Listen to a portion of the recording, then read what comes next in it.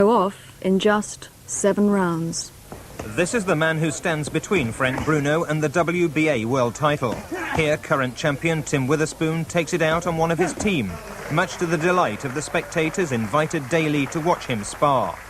But Witherspoon is saving his real target for Bruno, and to help him, a power pack of black muscle, members of his camp, loosen up in the wings to put him through his paces. I think that he's a real good fighter, and he deserves credit that he deserves, so I give him 7 rounds. If it go longer than that, then he's even better than I expected. It seems strangely friendly. You've even invited him over to watch your training. Well, that's because I don't have nothing to hide. I mean, I want him to sit at ringside so he can see what he's getting, you know. In contrast, Bruno is training behind closed doors with a minimum publicity, but he scoffs at suggestions he won't last half the distance. Well, if he thinks he's going to knock me out in the 5th or the thing, I don't even think he's going to go that long if he's going to get cheeky and start talking about them. But I'm not going to get into a slagging match with Tim Witherspoon. He can say and do what he wants. He can have his 20 people around him, cheering him up and building him up and boosting his mind up. But when the 19th comes, that's going to be a different story, because I've been waiting 8 years for this title shot. One definite advantage Witherspoon will have on fight night is that Muhammad Ali will be close to his corner, shouting him on with advice and experience. Terry Lloyd, News at 10, Essex. Britain's world heavyweight contender Frank Bruno and the reigning champion Tim Witherspoon had a verbal punch-up today when they came face-to-face for the first time. Bruno said he didn't like the champ's flashy lifestyle. Witherspoon hit back, saying he'd make Bruno eat his words. In a neutral corner of Essex, Frank Bruno came to meet the champion and struck the first blow with a signed copy of his biography. But it wasn't just books they'd come to sell. With 20,000 tickets for the fight still on offer, the publicity was invaluable. For a while it was straight boxing hype. Bruno listening patiently, Witherspoon trying desperately to lose his image as a playboy champion. He said that I was flashy, like he just stated. He thought I was flashy, but he didn't know nothing about me. Everybody in England thought I'm a flamboyant, run out into the disco, grab a girl, and take her to the hotel. You know? Oh, no, I'm a family man. So far, Bruno was some way behind on points, but as the contest wore on, he finally came up with a big punch. And I've been studying his lifestyle as well, and Larry Holmes said to him one day that whatever he does in his lifestyle stinks, and it still stinks. He's a champion, I respect him. He's a good champion, don't get me wrong. He's gone down in history as being a good champion. He's won it twice, but his attitude stinks. It broke up in mutual antagonism. Now it's up to Bruno to harness that into punching power in the ring. Peter Staunton, ITN Sport, Hornchurch in Essex. For the first time today, Bruno came face-to-face with Witherspoon. To make it fair, they met halfway between their 2 training camps at a motel off the A127 at Hornchurch. The opening seconds of the eyeball-to-eyeball confrontation went a little flat. The announcement came, but the stars didn't. Gentlemen, welcome to the heavyweight champion of the world, Tim Witherspoon. After Bruno gets in, Mike. Eventually, Frank Bruno, looking smart, calm and collected, took his place, followed by Tim Witherspoon in red tracksuit and hobnail boots. Tim, you've just met Frank. How are you? Okay? Just met Frank for the first time. Yeah, I love it. What do you think? He's a hell of a nice guy. Before we knock Bruno out. You know, and I hope he continue on his career after I knock him out. That's all. You've just met Terrible Tim for the first time. Terrible Tim. He's got BO, but his BO is very terrible. Well, this is quite an occasion this morning, isn't it? Yeah, it's just a practice run to when we get to the fight, it's going to be the real thing. So we came down the road halfway, we're going to go all the way down on next Saturday night. He says he's going to beat you. Yeah, all of them say they're going to beat me. Only one has succeeded, that is Bone Crusher Smith. You know, he can say what he wants to say, because I'm not in it to really be in the slagging. You don't get paid to slag people down or hype people up or whatever. But if he's going to beat me, why does he need 25 people to come and boost him up? The talking over, with now 10 days to wait to see if Frank can give the world champion the order of the boot. To beat to take the title. Tim Witherspoon has an impressive record in the ring and a flamboyant style out of it. But Bruno isn't put off. he's confident that at Wembley in 9 days' time, he'll be the first Briton for a century to take the world title. Mike Peshard reports. Enter first the British challenger Frank Bruno, dressed formally ready for his first ever meeting with the WBA world champion Tim Witherspoon. Witherspoon's recently been in trouble for using drugs, but says all that's behind him now. And he's certainly the best fighter Bruno's ever faced. He's lost just 2 out of 26 fights. The handshake was polite enough, but this was hardly the kind of occasion to forge great friendships. The fight's still over a week away, but the verbal sparring has already begun. I think Frank Bruno's a hell of a fighter, but I think I'm the best in the world, and I'm not about to let anybody take my belt from me. Well, I can say, please polish it up on that night. Yeah, okay. Polish it up, buddy. Well, it look like somebody else signing checks, and you know. Yeah, tell them how it is, blood. Okay. It's being billed as the British fight of the century, but there are still plenty of tickets available at Wembley Stadium. But what did Bruno make of his more flamboyant opponent? He's a character, isn't he? You know, he's like most of Americans, they boasty and flash, and he's a character. It must be a lot of pressure on you, or how are you coping with it? I'm coping with it fine. What, do I look like the pressure's getting to me? There's about, 200 men around there. Tim Witherspoon's there himself. I'm coping with it fine, thanks. I feel, as I say in America, I feel cool, man. Big Frank and terrible Tim.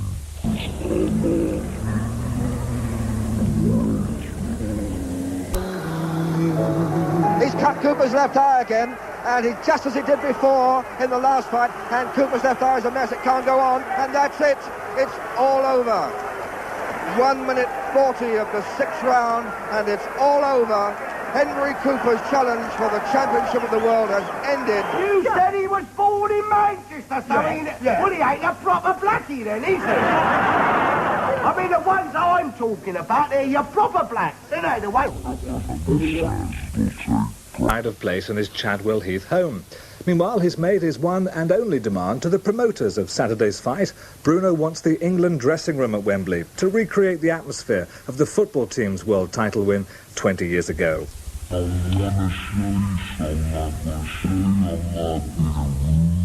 So you'll see when the bell rings. The Witherspoon camp ooze extravagant confidence and are dedicating this fight, slightly perversely, to Prince Andrew and Sarah Ferguson. Terrible Tim Witherspoon in this light will be Sir Lancelot, and he will be defending the crown. And he will do it in magnificent style and stature with dignity, sophistication, and he will vanquish his opponent. It will be like a joust in the old days when the knight of the round table goes out and defends the honor of the crown. At Wembley Stadium, the ring's being made ready. Over 40,000 tickets have already been sold. The cheaper seats, costing £25 each, are all gone, but some more expensive tickets are still available. It's the hope of seeing another Bruno performance like this that's persuaded people to pay £150 for a ringside view. Witherspoon, though, is likely to be a bigger obstacle than Jerry Coetzee. He's out, and Bruno is on his way to a crack at the world title. Hook or by crook, I'm coming out with that belt. I don't care how things want to go. I'm coming out with the belt around my way, and I'm being heavyweight champion of the world. That's my main aim, you know, being heavyweight champion of the world. Every night I've been praying. I've just got to win. Now, if you... Great. One battered by the preparing with Wembley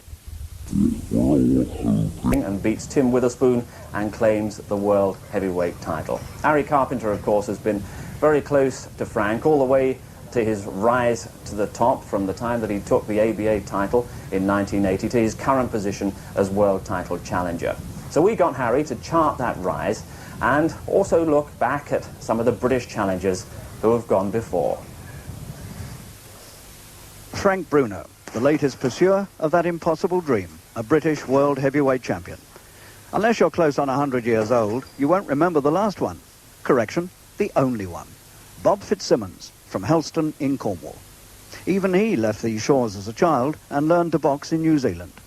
Fitzsimmons won the title from James J. Corbett in America in 1897 and lost it to James J. Jeffries 2 years later, which means Britain hasn't had a look in this century. and the century's fast running out. All those old champions came and went: Johnson, Willard, Dempsey, Tunney, Schmeling, Sharkey, Carnera, Bear and Braddock, and we couldn't even find someone good enough to challenge them. But in 1937, along came Tommy Farr from Tonypandy in Wales and spent 15 rounds in New York valiantly trying to overturn the great Joe Louis. Tommy lost the decision, but won the respect of a nation. And when he died this year, Tommy was still being complimented for those 60 minutes with Louis half a century ago. Another long wait, until in 1955, the late Don Cockle of Battersea took on the fearsome Rocky Marciano in San Francisco. Don didn't really have a chance, but he went 9 courageous rounds, and many a good man didn't get that far against the Rock. Since Don, the challenges have increased in number, but been no more successful.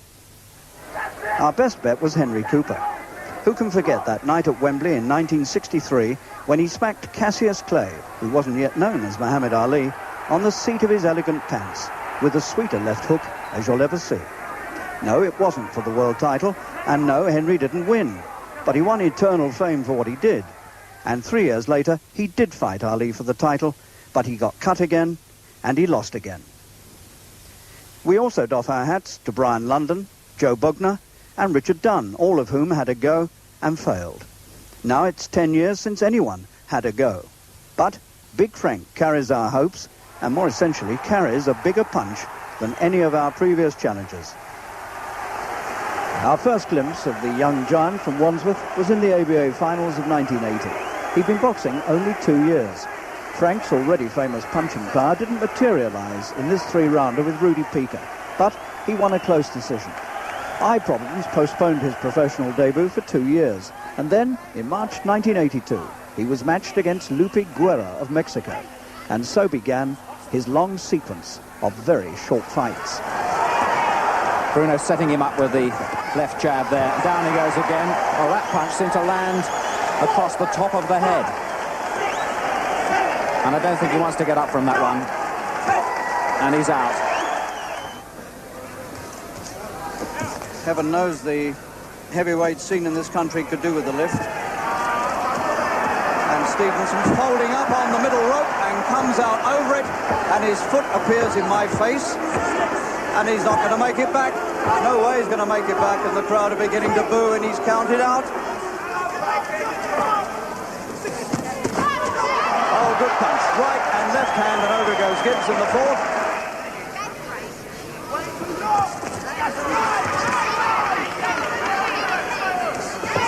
Good punches left and a right.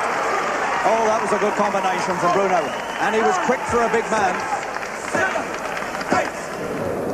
His first fight abroad, and he's impressing the locals.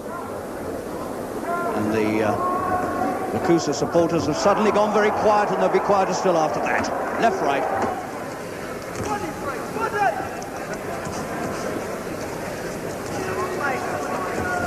Oh, he's got it. Start of the second round, and the Belgian is over, and that might be it for the night, and it is. KO, second round. Bruno does it again. And if this one goes, he'll go with a real bang, because he is very tall, and he weighs just over 16 stone. Oh, there we are. Bang. 35 seconds. Bruno upright, a giant. Nielsen a big man, but crouching over, and taken with a right hand early in the third. Bruno's philosophy, despite some of the criticism he takes about stopping men quickly and not gaining the experience, that's what he wants to do. He just likes to stop fights. Down goes punches. It was the uppercut there that did it.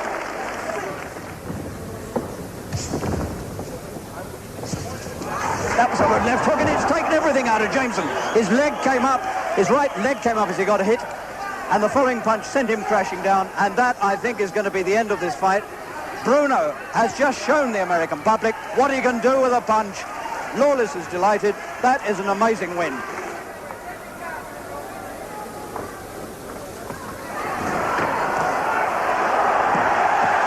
And over goes Sharkey. fairly predictably, I would have thought, flat on his face, and almost certainly flat out. So far, the story had been predictable.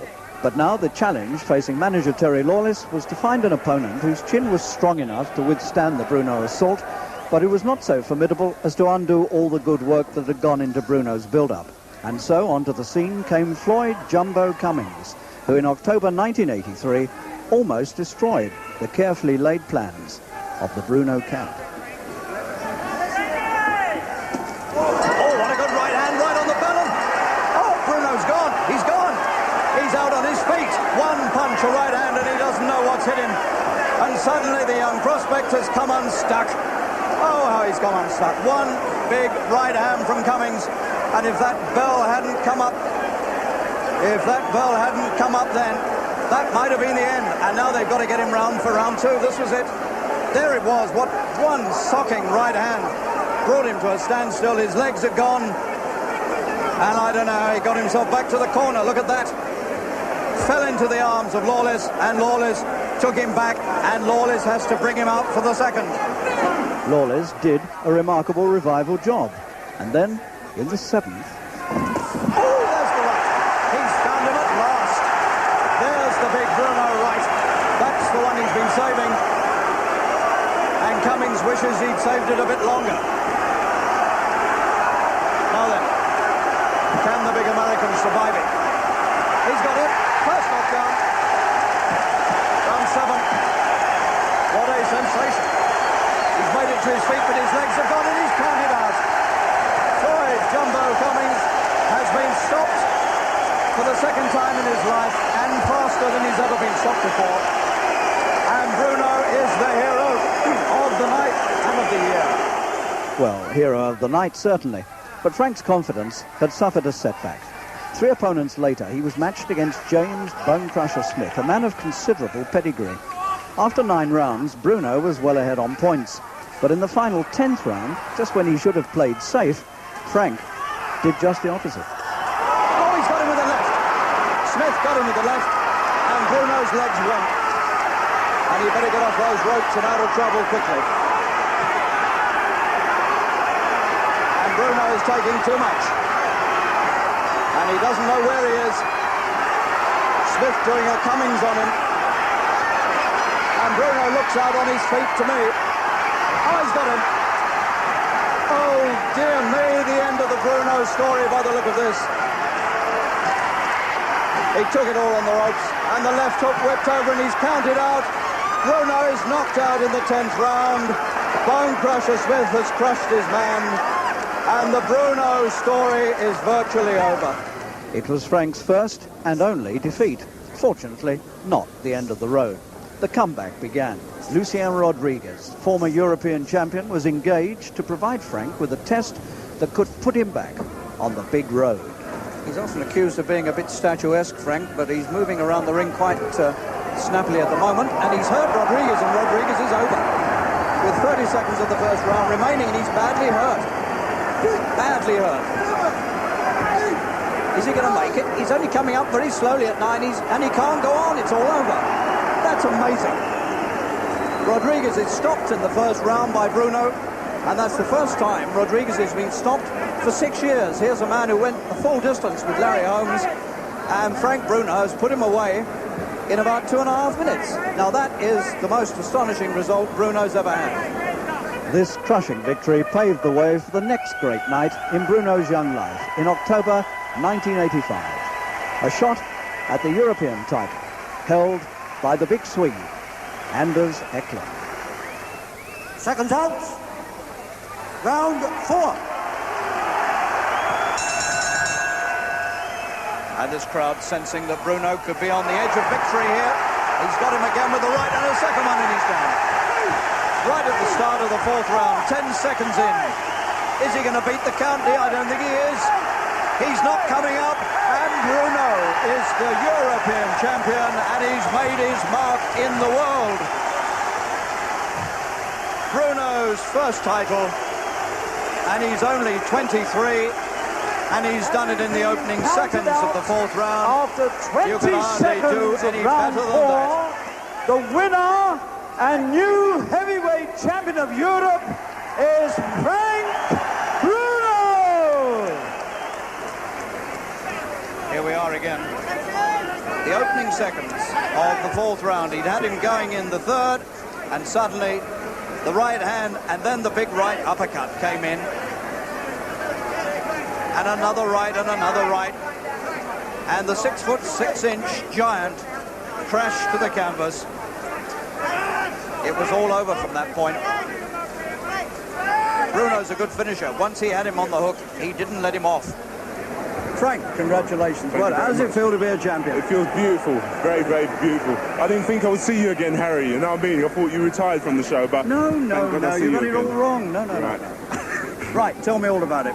Well, at first I tried to knock him out because I know someone else knocked him out and people what beat him, but he was a good guy, big 17.5 stone, he could jab and move well and he could punch.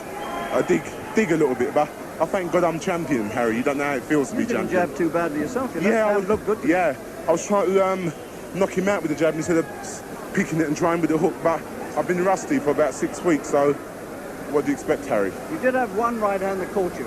He did hurt you a bit in the I don't think second. It hurt me. No, all the punches what he caught me with, I knew that they were going to come. I was trying to exhaust himself out because I knew I had to go more than one round tonight, you know, because he's a tough boy, you know. Following that resounding victory, Bruno demolished his next opponent, American Larry Frazier, and so came to the ultimate test of his career so far, a showdown with the South African Jerry Coetzee. How would Bruno handle a man of Coetzee's undoubted strength? So Bruno on trial tonight, and this crowd knows it. This is the authentic big fight atmosphere here tonight. 10,000 people packed into this Wembley arena, knowing that one punch from either side could end this dramatically.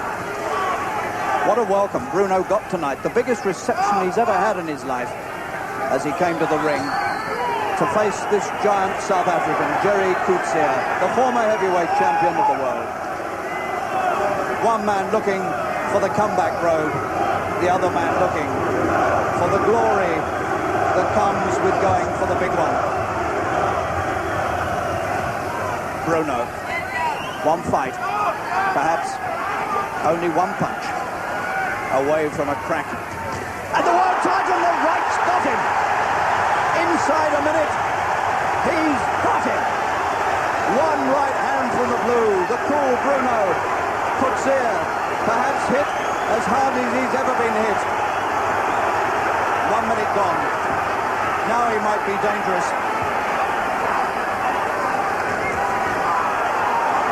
Bruno mustn't get careless. Coetzee's cut underneath the left eye. He's been cut many times in recent fights, and he's cut again. What a start by Bruno. 55 seconds. A right hand and another. Surely he can't get it over inside a round. Coetzee's only been stopped twice. He's got him again. He won't get up from that. He's stretched out over the photographers. He'll never make it. He's out. And Bruno is on his way to a crack at the world title. You can hardly believe it. Terry Lawless can hardly believe it. That's the most amazing win we've seen in the British ring for many years, and Coetzee is still out. Under 2 minutes. Bruno has got to be the hardest hitting heavyweight in the world today, and he's just proved it on the former heavyweight champion of the world, the South African Jerry Coetzee. Well, he's been tremendous today. You know, he kept saying to me, "Don't worry, I'm okay, I'm just concentrating." You know, he was so relaxed. We've had the music right to the last second till we come out. I know what he's capable of. I've seen this guy's power in the gym, and I knew it had to come one time. Tonight it came the right time. It came absolutely the right time. Frank, many congratulations. Where's Harry? He's down there. Yeah. He was describing it. Right.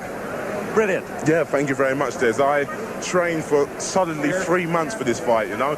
At times I thought I was overtraining, and I'd done so much training, running up hills, press-ups, sparring with Gary Mason, Horace Notice, with Jimmy Young, with Adrian Elliott, with Jimmy Tibbs on the pads, Frank Black, and it all worked out tonight, you know what I mean? Because I hit him with that right hand. Then he'd have to be a baboon to really stand up to that, Des. But I just thank God I've won. You know, and I'd like to thank all the people what stood by me through the Bone Crusher fight, and you know what I mean, all over these years, and all these people here what are supporting me is beautiful. Frank is hoping to reward his supporters in the best possible way by winning the WBA Heavyweight crown. In training, he's been as thorough and determined as ever for the crucial fight with Tim Witherspoon, an opponent who doesn't hide his respect for Bruno's qualities. I'm going to show you that Frank Bruno is a great fighter, a good British fighter, but I think I'm the best in the world. And I gave him 7 rounds, you know, for respect. But I believe I'm going to do it even earlier than that. I'm just ready to knock Bruno out, and the dream that the English people was dreaming for so long. They've been dreaming so long, the dream's going to end as soon as the bell rings. They might as well stop dreaming now, forget about it. The press tried to discourage me, but there's no way.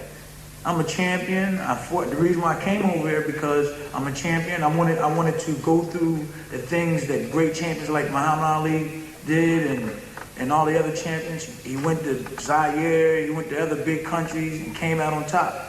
I really and truly want to do this. How much sparring did you do with Witherspoon? Well, I worked for him for about 3 major fights. Fight he had down here, the fight before the title, and fight he had down in Florida. How good is he? He's a strong, good, agile, awkward fighter. He's champion of the world. You know, before he won a championship, he was ranked #1 on all three boxing associations. Now, when you came to work with Frank Bruno, were you expecting an easier job than Witherspoon or a more difficult one? Yeah, my first impression was, because everybody was telling me, said, man, that guy knocked the wet out of water. You know, he's strong. Don't let him hit you, you know.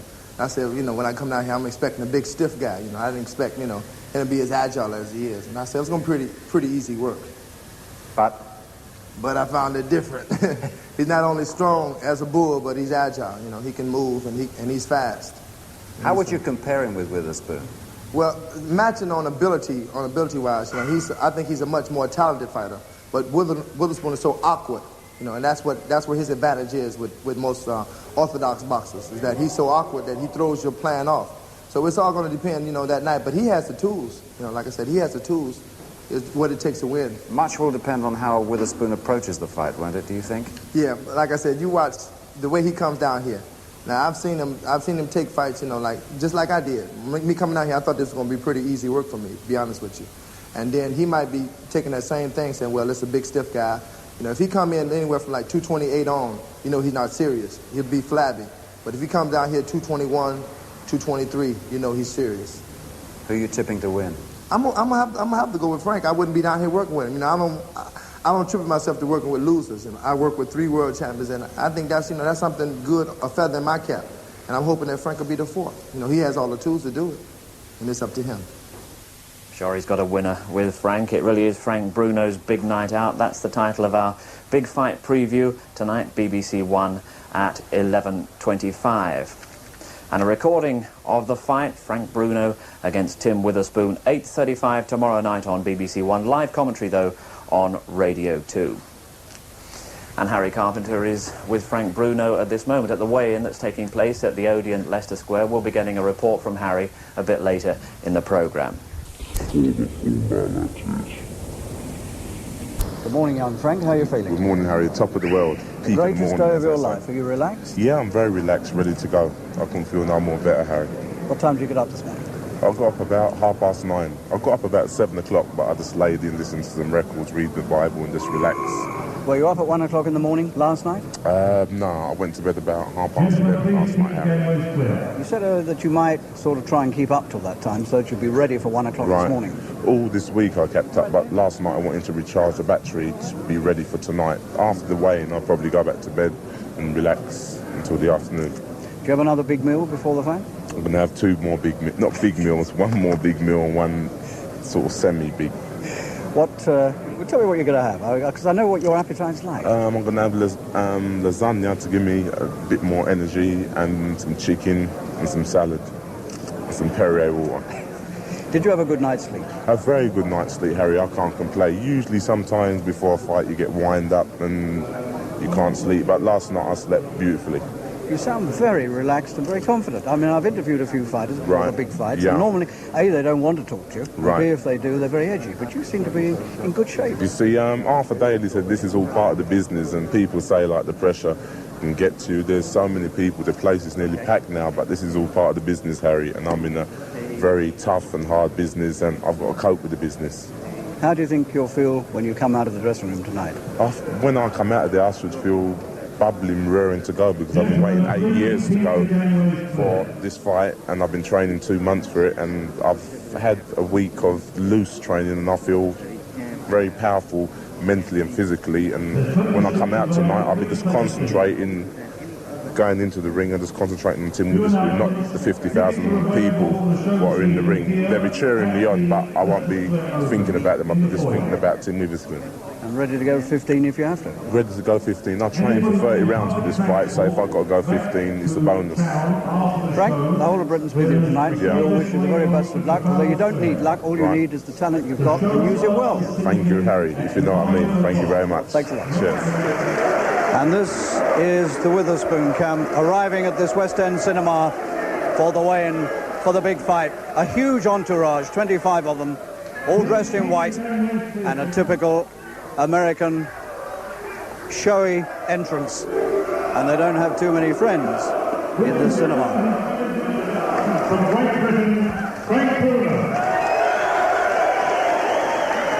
The stage then is set literally, because we're on the stage of this West End cinema, as Frank Bruno, the challenger for the WBA Heavyweight titles, comes onto the scene.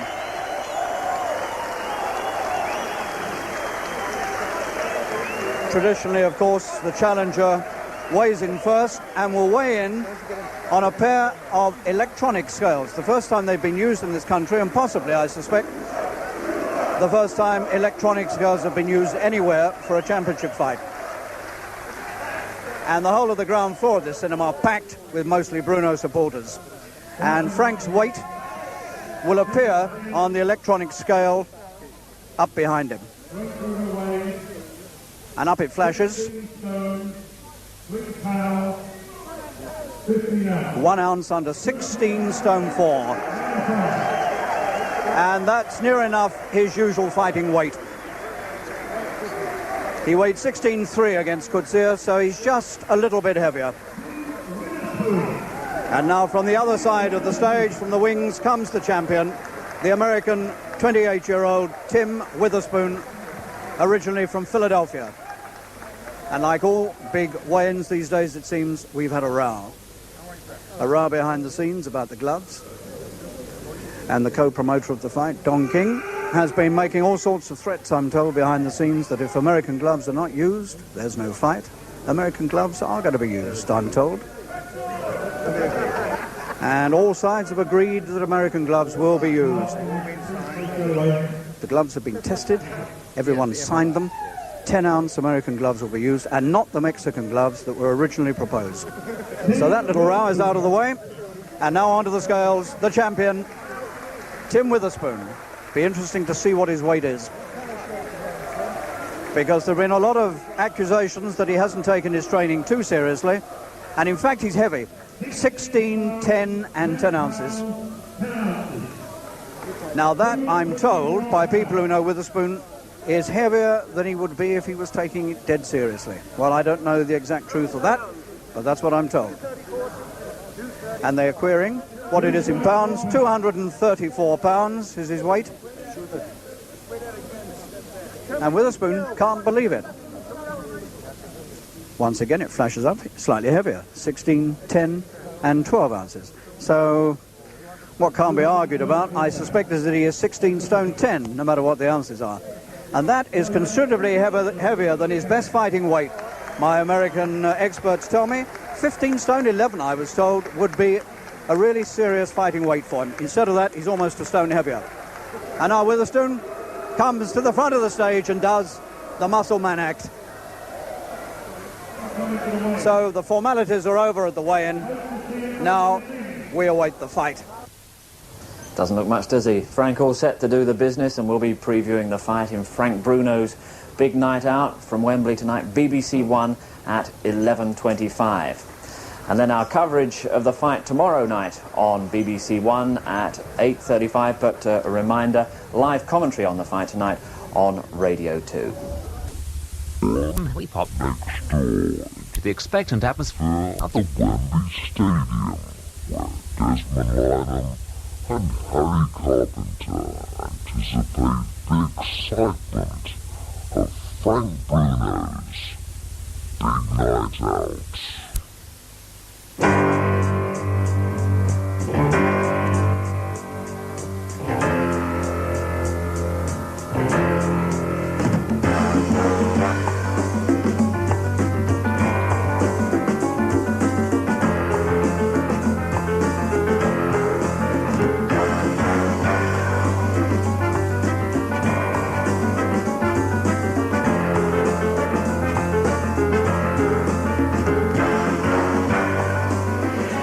Stadium, the setting for so many great sporting occasions, Olympic Games, Cup finals and World Cup finals, but tonight playing host for the very first time to a World Heavyweight Championship fight. Frank Bruno against Tim Witherspoon for the WBA title. In due course, well over 40,000 people will be here, the biggest crowd ever to assemble for boxing in this country. And at ringside, many famous faces will be here, perhaps the most famous of them all. Former fighters working for BBC Radio. It's celebrities all the way. We know what she means. Even the ladies are here. Well, at lunchtime today, the two men who will do battle in around an hour and a half from now came face to face at the weigh-in for the fight. Bruno was a magnificent-looking 16 stone 3, round about the weight one would have expected. But Witherspoon shocked the crowd, weighing in at 16 stone 10. In fact, he was very nearly 16 stone 11, and they reckon that's something like 10 pounds heavier than his normal fighting weight. Well, the fighters arrived here at Wembley a few hours ago. It was still daylight, and Bruno, well, he looked full of confidence. He's probably a little edgy inside. This is the most important night of his life, and he was mobbed all the way. Witherspoon, despite his apparent weight problems, carrying a lot of excess round his stomach, is full of confidence, and it may just be that he's taking Bruno just a little bit lightly.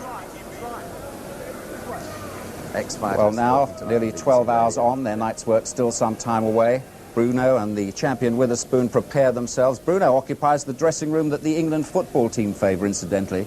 It's from that dressing room that they went out and won the World Cup here 20 years ago. These pictures taken just a few seconds ago, and absolutely necessary that Bruno goes out there warmed up. Witherspoon, he's done a lot of arm raising over the last few weeks since he's been here, but he doesn't look in great condition. But you've never seen a champion more relaxed than that. Well, good evening to you. In the next half hour or so, we'll be assessing Bruno's chances of lifting the heavyweight title, hearing from the champion himself, and meeting some of the leading personalities congregating for this big fight occasion. Well, Harry Carpenter's getting all set down at ringside. Henry Cooper, who shot the then Cassius Clay in this very arena 23 years ago, will be giving us his verdict too. And Barry McGuigan, who knows all about strength-sapping occasions like this, for championship fighters here. Evening, Barry, nice to see you. And here's a lady who's got away from Dirty Den to talk to nice, clean Des tonight. Anita Dobson, one of Bruno's biggest fans, and Big Frank tells me that the feeling is entirely mutual, incidentally. Thank you. Good evening. Well, Frank Bruno is already a much-loved and respected sportsman in this country, but can you imagine what the next 24 hours will be like for him if he can actually win the championship? If Frank Bruno is in this restaurant in the early hours of tomorrow morning, you can bet we'll be celebrating a British World Heavyweight Champion. With the timing of this fight, it'll be breakfast with Bruno, and some breakfast that would be. British claims to any glory in the heavyweight division up to now are tenuous, to say the least. Bob Fitzsimmons went to New Zealand as an infant and won the title in 1897 as a US citizen. He can't hurt Farr, and Farr lets him know that, and Farr jumps into him, and he's crashing blows at Lewis. Farr's jumping at Lewis, bombarding Lewis with blows. There's the bell for the end of the fight. That challenge by Tommy Farr and Henry Cooper's effort 3 years after he first shook Muhammad Ali here are two of the more memorable chapters in Britain's heavyweight title story since.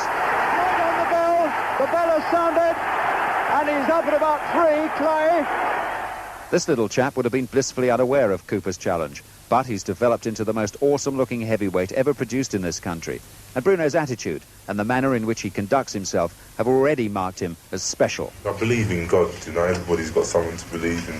Pray every night. I don't go to church every Sunday. I just pray to God every night to be heavyweight champion of the world. That's what I pray. Bruno's clean-cut image, his plain niceness out of the ring, as much as the mayhem he causes in it, has made him one of Britain's most popular sportsmen of all time. Even without a championship to his name, Big Frank has been able to claim undisputed celebrity status. Right, and he looks very big as well, doesn't he, Harry? No, I saw him in training today. He looked very sharp, very good. Now, you've had just one defeat in your professional career. Do you think it's possible that out there tonight you might just suffer the second? Well, I've just got to keep running. Just keep running, Harry. But still, Ryan Stobie comes for him. Oh, he's got him on the chin. Frank has shown time and again he can go the distance in any chat show contest. So what started you in boxing? Was it to defend yourself in the schoolyard or what? I wanted to make some money, Tel. Some money.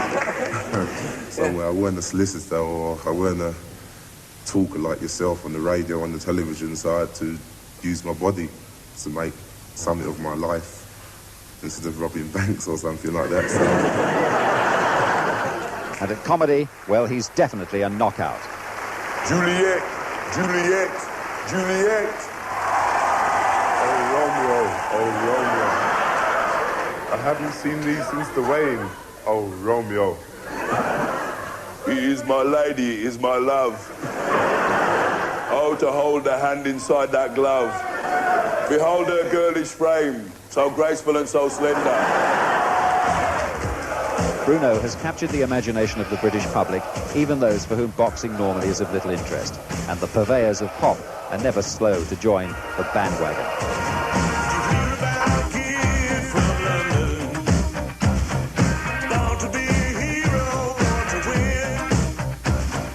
Just another kid from the ghetto with the power to be master of the ring. Yeah, I'm a great music fan. I love music. That's what keeps me going. I can listen to anything that you can polish your foot on the dance floor, or tap your toes to, anything that makes my toes click I can listen to. Bruno is a star who mixes with the stars, and even his GBH on the English language has produced a kind of cult following.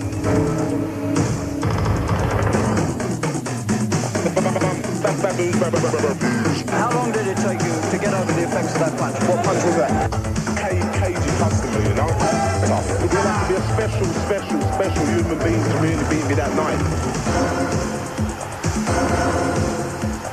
Bruno has got to be the hardest hitting heavyweight in the world today, and he just proved it. Where's Harry? On July the 19th, I'm going to be the new heavyweight champion of the world. Bruno then is already heavyweight champion in the personality stakes. Heaven knows how famous he'll become if he can lift the title.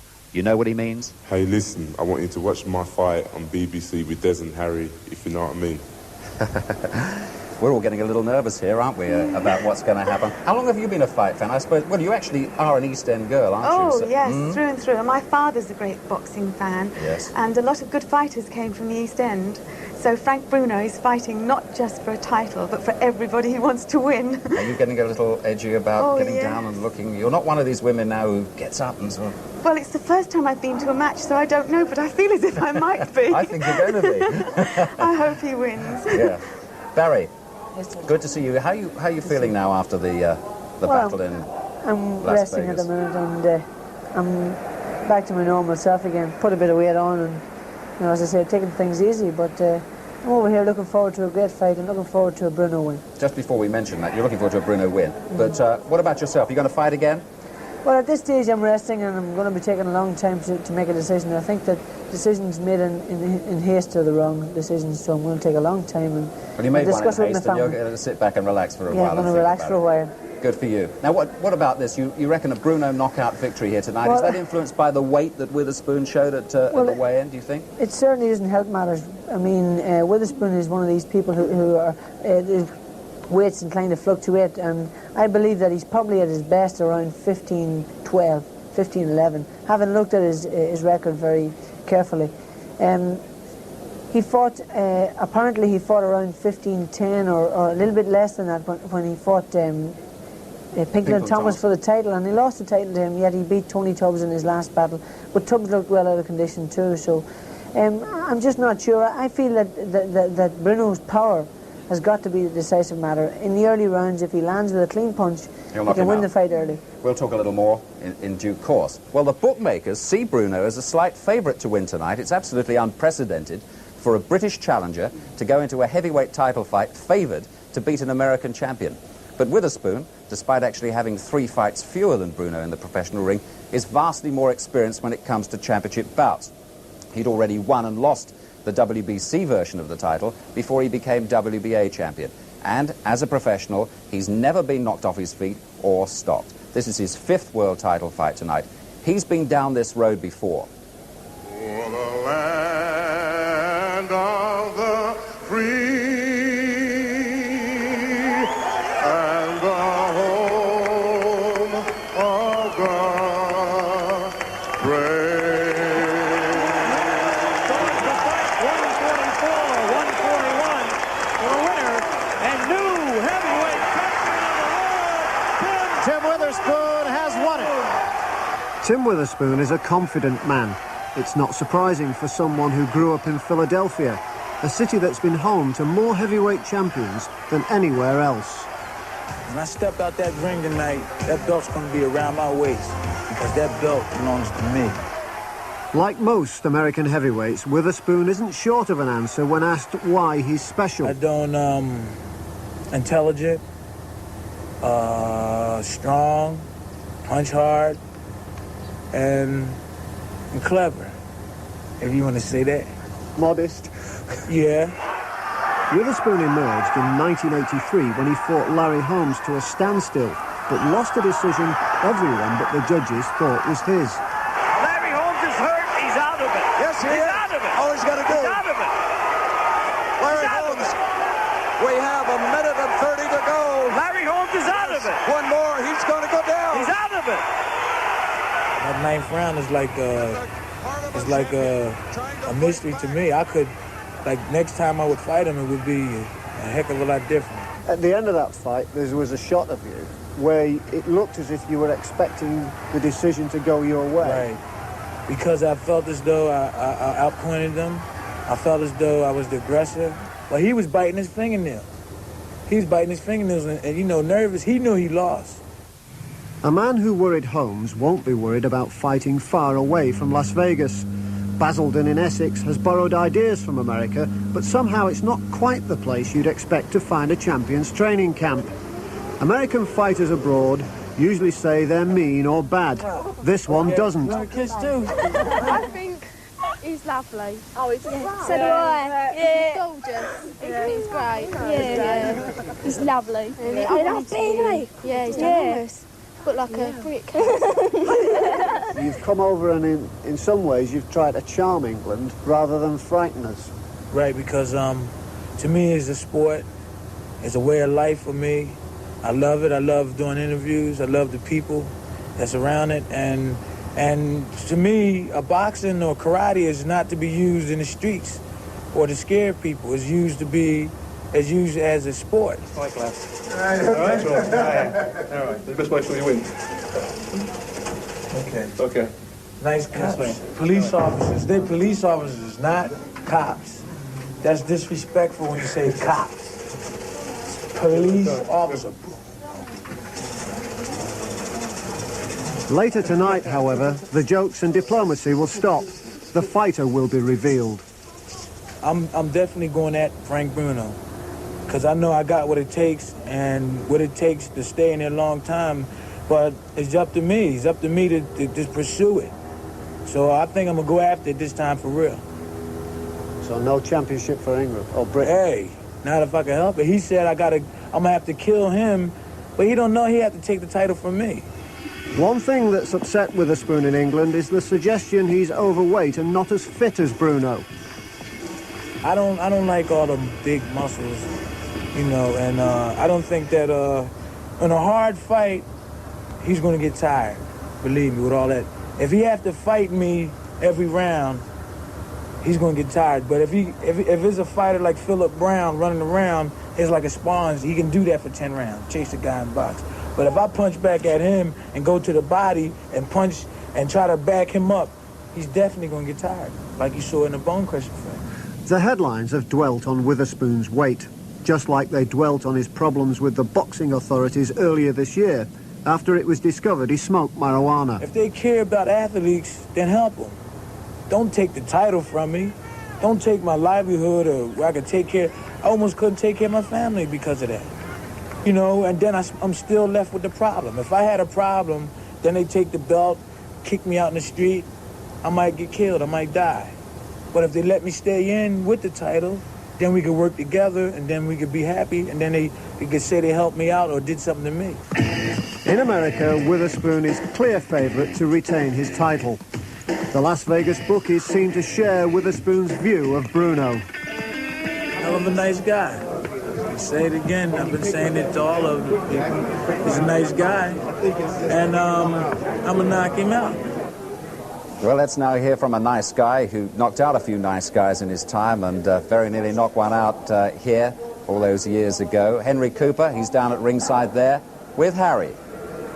Henry, you're exactly the man to talk to on a night like this because we're back in the place where, what was it, 1963? Yeah, what is it, you fought Cassius Clay as he was then, and put him on the seat of his pants. Yeah, it brings back pleasant memories, that, Harry. I can't really, it's funny, you come back into a stone like that and you can't really remember that, Nigel. What call of you? So we go into the next tape, do we, out of this? Where it happened, what ropes I had him on the deck? No. Now, you tell us, Henry, because you know better than anybody, what do you think, how is Frank Bruno feeling at this moment? It's not too long to go now before he has to come out. You've been in this position, in this very stadium. How do you think he's feeling? Well, he must now, I suppose the adrenaline now is just beginning to really flow now. You know, about an hour before is perhaps the worst time, I suppose, for a fighter. If he's, the managers, you know, they, about an hour before and that, they clear all the well-wishers and all the friends and the brothers and the, you know, aunts and uncles all out the dressing room, and they want now just to basically keep him quiet, let him just, you know, do his own thing and be relaxed. And I suppose Frank now is just beginning to feel the adrenaline flow. You know, he wants now the bell, he wants to get here. He's waiting for him to be called so he can come in the ring so that belt can go so he can get the fight on the way. And once that happens, then you lose all that like bit of butterflies in the old tummy bit, but you just want to get the job of work done and done with then. Yeah. You see, what fascinates people like me and most people in the country is that one punch can change your entire life, as indeed it did for you, didn't it? The fact that you put Cassius Clay on his bottom changed your life completely. Oh yes, quite true. I mean, it can change it in like different ways. I mean, if you're the winner, it can, you know, you land a big punch, it can change it, it'll bring millions. And if you're on the receiving end of it, it can perhaps take a lot of money or a lot of aspirations away from you. But no, I think, you know, it's a big night. See, Frank is in the dressing room there, and if I remember rightly, every now and again you've heard the chanting goes up, Bruno, Bruno. I can remember when I was here, it was Henry, Henry. Right. And that gives you a little lift, it gives you a little boost, and you just say, yeah, let's get out there and let's get the job of work done. Yeah. How do you think Frank's going to go in this? Well, I've got a sneaky feeling he's going to do pretty good.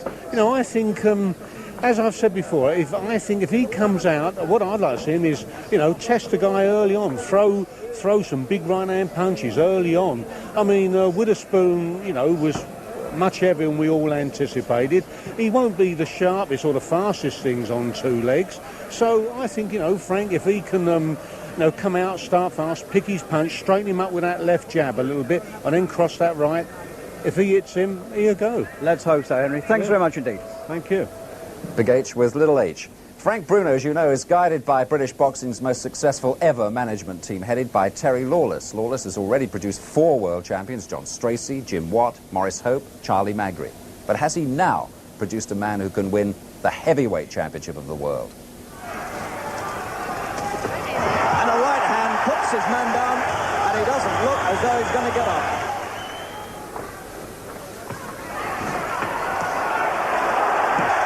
goes Sharkey. That was a good left hook, and it's taken everything out of Jameson. Bruno has just shown the American public what he can do with a punch. Open your hands out. Bruno, the sporting star everybody wants to meet, is a national celebrity, unrecognisable from the immature, naive young man of a few years ago. He's been guided all the way by Terry Lawless, and it's at Lawless's home in Essex that Frank moves to before a big fight to escape the inevitable media pursuit. How does Lawless go about his job? Well, today, if you're going to be a sporting star, it's much like I would imagine the people that are in EastEnders these days. Suddenly from nowhere, they've become national figures and they've got to learn how to conduct themselves. And it's very hard for a young boy who's a sportsman and you know, he hasn't seen that side of life. And he's got to be prepared to go to a dinner and sit next to somebody and they're going to ask his opinion on the political side of the country. And they expect him to give an opinion. So, you know, I've tried from an early stage to make him aware of the sort of questions he's going to get asked and that he'd better listen and have some sort of an answer, even if it's only a funny one. You were at that ABA final that he won in 1980. With Piquet. Yeah. What do you remember about that final? The most vivid thing is it wasn't the greatest of fights to start with. It was a very close decision, but it was the thing that attracted me to Frank was that his will to win. He was exhausted come third round, but he was taking these big gulps of air and he was trying to get back to win. You know, most big guys, they look to hold and hide, don't they, when they get tired, but Frank was still trying to win and that impressed me.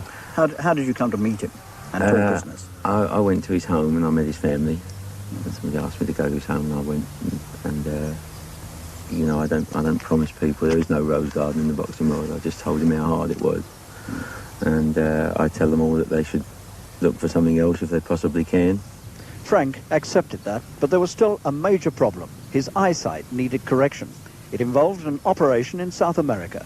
It was 2 years before he could make his professional debut in March 1982 at the Royal Albert Hall against Lupe Guerra of Mexico.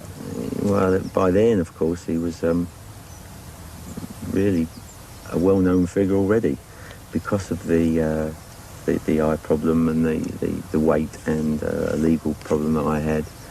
He was well known to most boxing people by then, and of course he was ABA champion. So I think, I can't remember the top of the bill that night, but I think everybody there was there as much as anything to see Frank Bruno, myself included, of course. And he could not really have done a better job, could he? Bruno setting him up with the left jab there. Down he goes again. Oh, that punch seemed to land across the top of the head. And I don't think he wants to get up from that one. And he's out. He really didn't get a chance to see if it was going to be tough or hard because it was over so quickly. Now, we've talked, as far as his fights are concerned, mostly about the good times. There haven't always been good times, and we know of a couple of them. I'm thinking first of Jumbo Cummings, where Frank wobbled a bit that night, but he survived. Yeah, he certainly was hurt, and he was lucky it was the end of the round. But I just touched his arm and he turned to the corner, and by the time he sat down, he knew where he was and what it was all about. The only thing is, of course, that after the Cummings fight, where he presumably should have learned a lesson, he proved not to have learned the lesson too well against Bone Crusher, because there he had a fight which, to me, he'd won by a mile. Yeah. And then lost it when he shouldn't have lost it, right at the end. And he doesn't know where he is. Smith doing a Cummings on him. And Bruno looks out on his feet to me. Oh, he's got him. Bone Crusher Smith has crushed his man. Has it been a very valuable lesson to him? Well, being unbeaten is always a burden. With Frank, that was on his back as well, the unbeaten record. But most of all, what it's gained Frank 2 odd years in time, because if he'd have beaten Bone Crusher, I think we'd have been in this position a year or so earlier, and he certainly wouldn't have been ready for it then. Let's come up to date now with the fights that have led to his chance with Witherspoon. First of all, with Anders Eklund, one of the better performances, do you think? Certainly one of the better finishes. He did it all with the right hand, and that was a good performance. Everybody expects a spectacular win from him, and thank goodness he gave him one with it. Is he going to beat the county? I don't think he is. He's not coming up, and Bruno is the European champion, and he's made his mark in the world. Were you as startled as I was with the way you handled Jerry Kutsev? I couldn't say I wasn't surprised. Of course I was. I didn't expect that to happen. On reflection, I'm not surprised that he knocks anybody out quickly, because if he catches anybody, then there's a good chance he's going to knock them out. He's got him again. He won't get up from that. He's stretched out over the photographers. He'll never make it. He's out. And Bruno is on his way to a crack at the world title. For me, Frank is probably the fittest man in the world. He's certainly the fittest fighter I've ever seen. So much depends on how Frank handles July the 19th. I mean, I personally think he's going to cope with it, because he has matured so much in the last year. He's got so sure of himself in the last year. And he has watched, for some reason or other, he's watched Witherspoon for a long, long time. He's probably got every video that there's been of Tim Witherspoon, and he has watched him for a long, long time. Almost as if he knew that one day that was going to be the big one, Tim Witherspoon. I think he's going to get it right. Well, we certainly hope so. Have you actually met Frank, Anita? No, it's unfortunate. We've come very close to meeting on 2 or 3 occasions, but we've never actually met yet. So. Well, we'll try and introduce you later if he has a good Hopefully if he wins, yes, he must. And what's all this about him naming one of his pets after you? Well, I believe, so rumour hath it, that he's named his dog after me, which I'm sure is meant as a compliment. Character, yes. After Angie. After Angie. Yeah, that is a compliment, I hope so. Yeah. I'm sure my on-screen husband would approve. Now, Barry, final assessment. I'll try to keep it brief. I see 2 results to the fight. I think that either Frank will win early on, first 3 rounds if he lands properly, and he's got tremendous power, or else it'll be a points decision for Witherspoon. But I feel at this stage, my heart says Bruno. Your heart says it's Bruno. Now let's have a little bit of woman's instinct here, because all right, you admit you're not a fight expert, but you're a fight fan. Yes. You're an East End girl. Yes. Go on. I think Bruno has to win tonight. He has so many people behind him, and Witherspoon looks out of condition, and Frank Bruno looks fabulous. Agreed, yeah. So he has to win. I'll tell you what, she'll be doing the inter-round summaries. What do you reckon? You're a bit of a job nowadays. Okay. Well, thanks very much indeed. Nice to have you here. Hope you enjoy the fight later. Now, the only live coverage of the fight is on BBC Radio, and if you're going to listen to that, you've got good few minutes to get a cup of tea or a beer or something and tune the old set to Radio 2, 1500 metres. That's at midnight. For us, you'll see coverage BBC 1 tomorrow night, 8:35. Now, just before we go, let me show you this. Tomorrow's Sunday Mirror. But boy, are they ready. That's what they hope you'll be seeing tomorrow, and we all hope so too. Hear, hear, indeed. Good luck to Big Frank. And from us, for now, cheerio.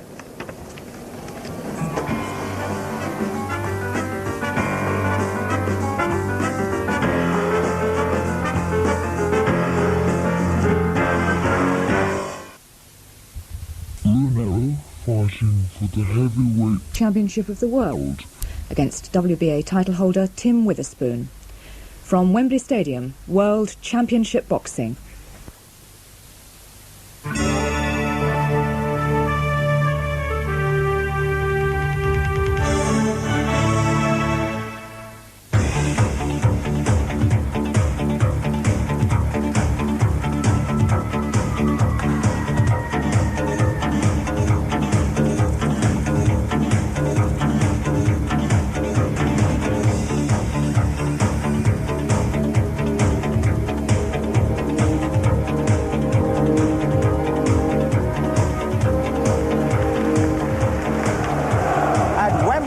This morning, the biggest boxing occasion ever staged in Europe.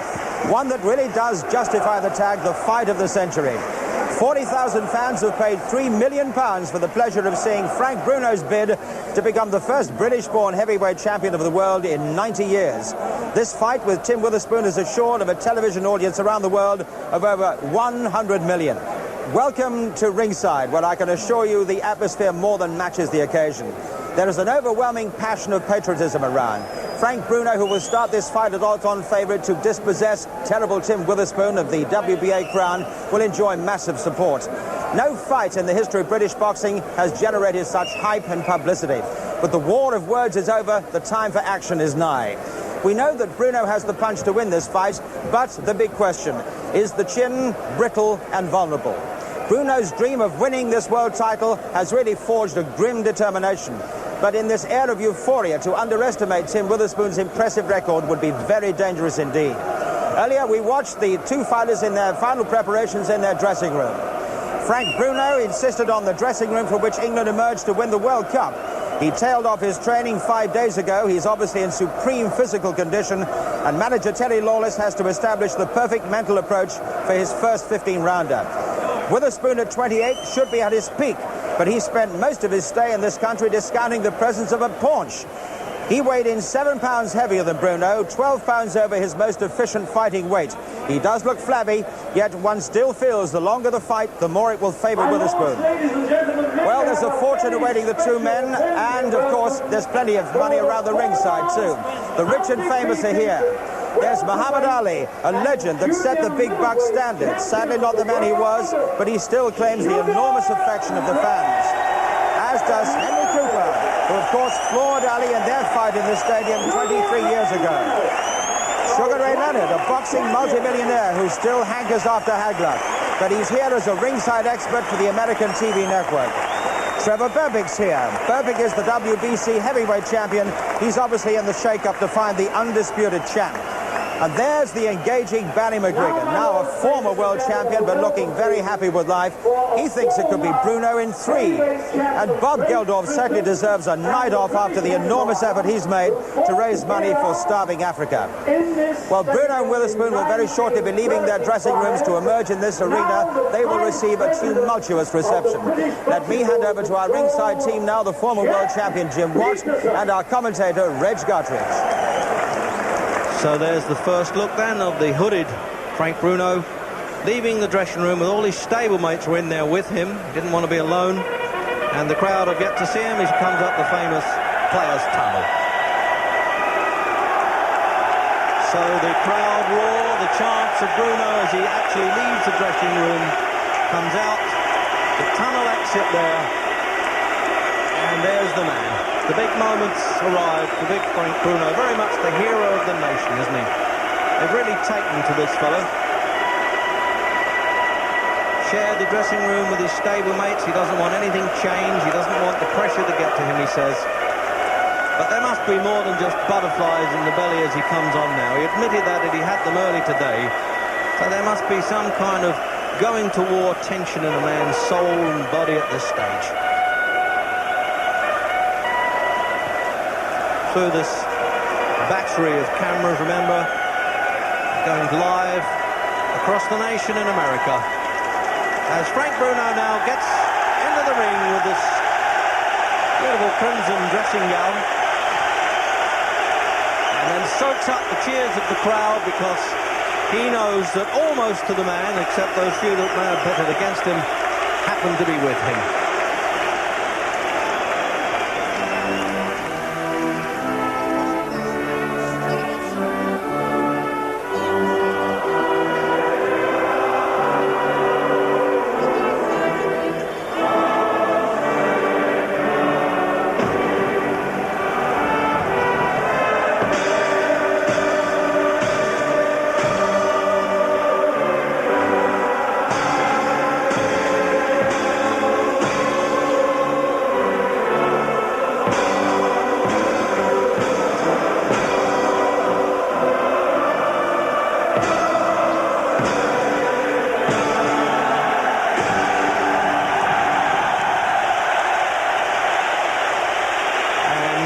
Bruno there obviously responding to that marvellous reception.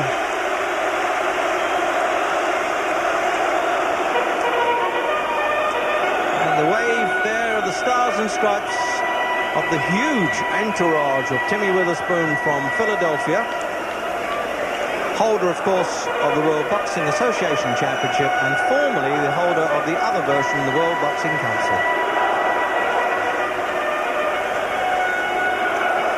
So the tail of the tape, as you can see there, they're both the same height. Of course, the weights are causing a bit of controversy. Bruno 16.3 and 15 ounces.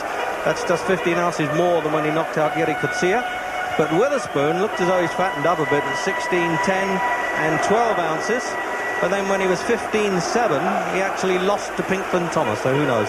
And Bruno, 82-inch reach, so that'll help him as well.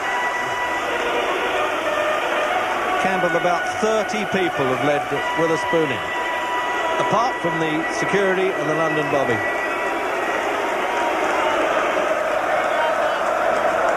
I bet Bruno's dying to say, I'll see you brought all your mates with you. All I've got are my friends and manager and captain and trainer. Ladies and gentlemen, please stand to honor the national anthem of the United States. So they're able to part for the US anthem.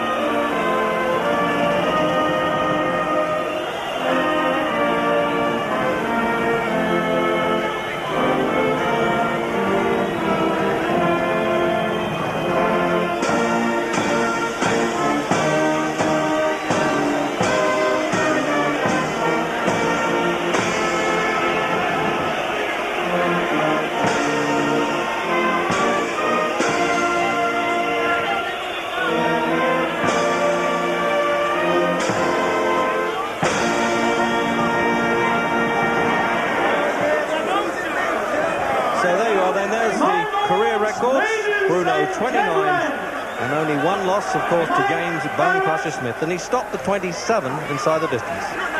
The champion Witherspoon then 26 fights, he's 124 inside the distance 16, and his losses to Larry Holmes and Pinkland Thomas, and they were both split decisions.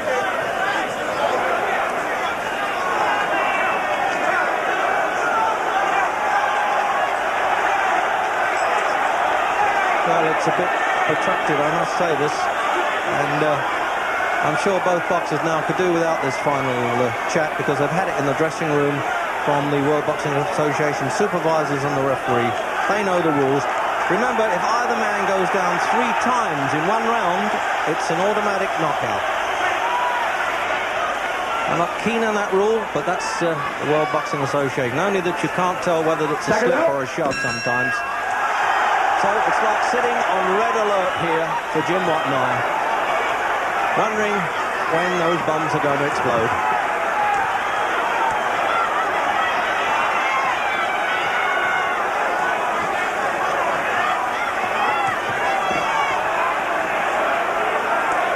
Now, Witherspoon, remember, is essentially an inside fighter. He likes to get inside the guards. You see him ducking and diving to get in already. I think that's what soccer commentators would call setting his stall.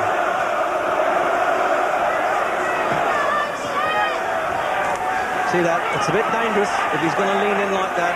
Bruno can tag him.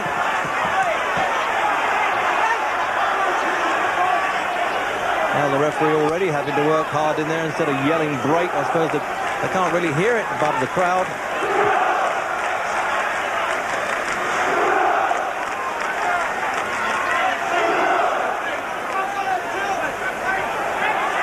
So there you are, it's hardly a feeling range there. They've jabbed each other fairly hard in the opening minute.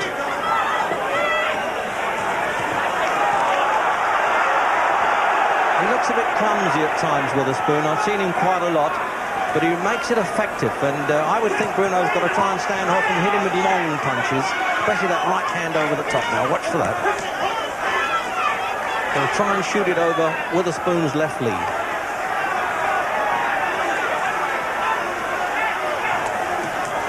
There it is there, just caught him a clip round the ear of that to let him know what it was about. But Witherspoon, durability, he's been his game. Never been put down, remember. And been in with some big fighters and big men too.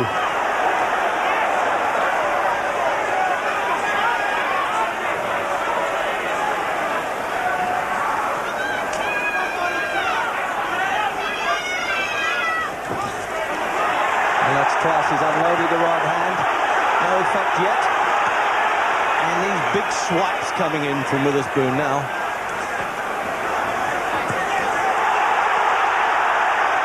Not trying to shrug that off one, Jim, isn't he, Witherspoon? That didn't hurt. Yeah, well, I'm pleased with Bruno.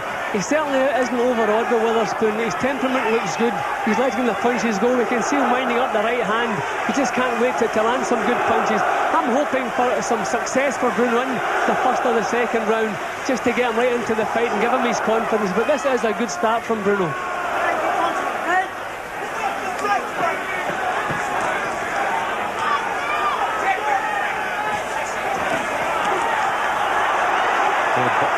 Fighting away well inside there, Bruno. That never used to be his game. That's something that he's learned in the last year or so.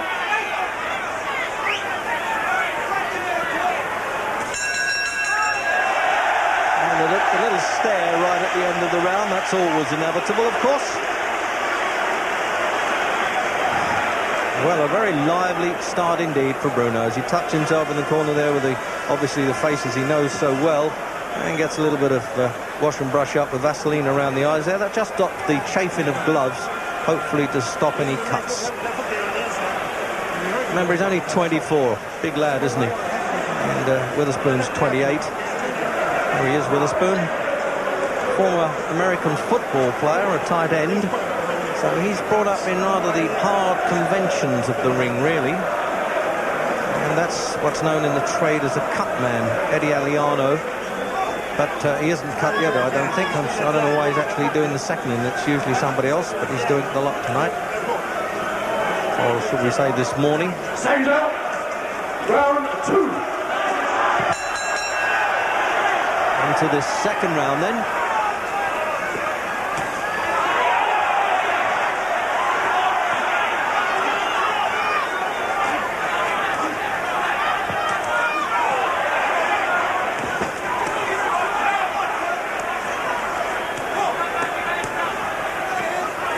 Very surprised and pleased too for Bruno that he's fighting inside like that, Jim, fighting well. Yeah, this is a good start with Bruno. I know Bruno's camp reckon that Bruno's jab is going to trouble Witherspoon, and already he's sticking the jab out with plenty of power behind it. Witherspoon is a lot more dangerous than Bruno inside, as you can see here.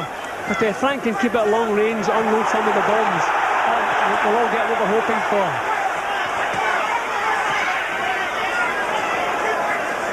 He might look like a bit of a podgy man there, Witherspoon, but I tell you, he really is durable. And he stays 15 rounds like he really does. Marathon runner. But whether he's treated Bruno too lightly, we're now going to find out, because this is sharp stuff from Bruno. That quick win over Jerry Coetzee certainly has given him some marvellous confidence. But he's having to take some raps around the head nonetheless. It's not all going his way.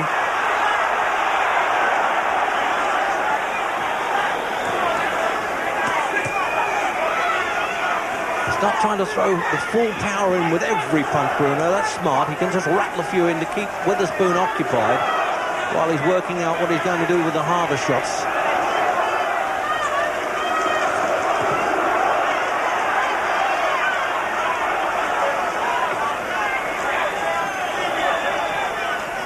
Bruno's manager, Terry Lawless, is always saying the opposition's face changes when they feel Bruno's left jab, Jim. Do you think that's happened or not here? I don't really think we can judge that, can we?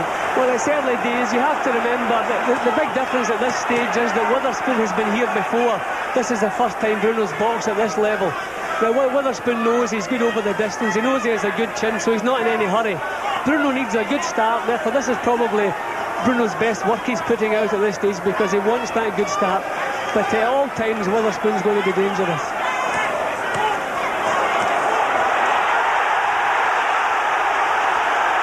Crowd rising to that as Witherspoon kind of floundered across the ring a bit. He was caught off balance, but he was caught nonetheless.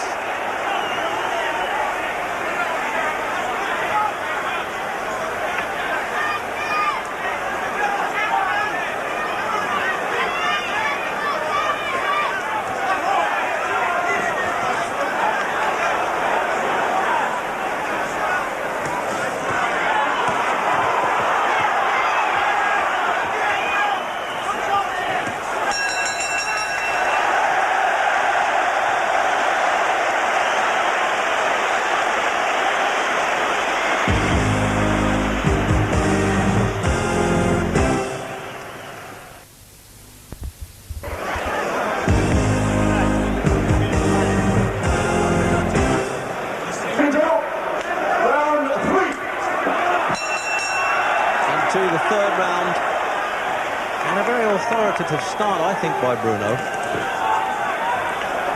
Witherspoon's never been the sweetest of movers, which Bruno calls a lollipop fighter.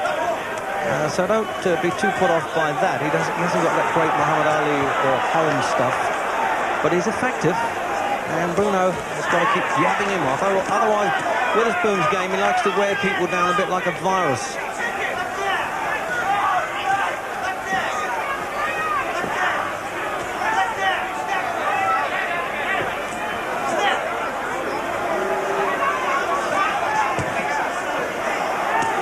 The way Bruno's trying to just bob and weave a little bit. He used to be very upright. And there were moments in his career, let's face it, when he was greener than Tom Jones's grass, but not tonight.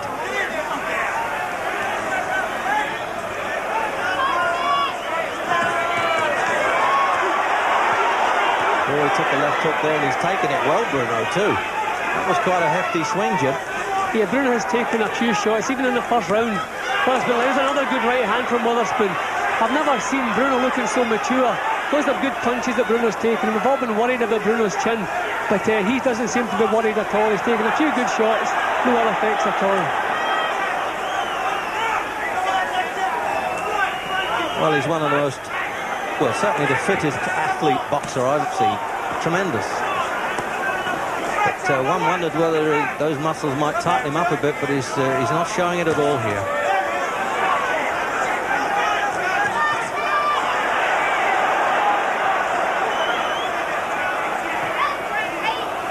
Well, all the planning at this stage is going well for Bruno, but there's a long way to go.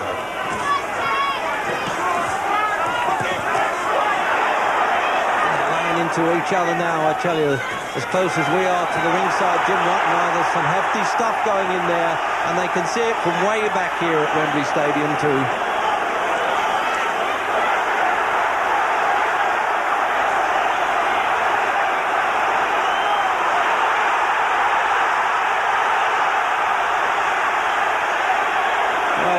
Bruno's trying to beat Witherspoon at his own game now, the close-in punches, Jim, the inside punches. Yep. Well, this is good stuff, because this is not what Witherspoon was expecting. I think Witherspoon expected an upright British boxer, but Bruno's shown plenty of aggression. He's taken his chances. He's been caught a few times, but never shaken.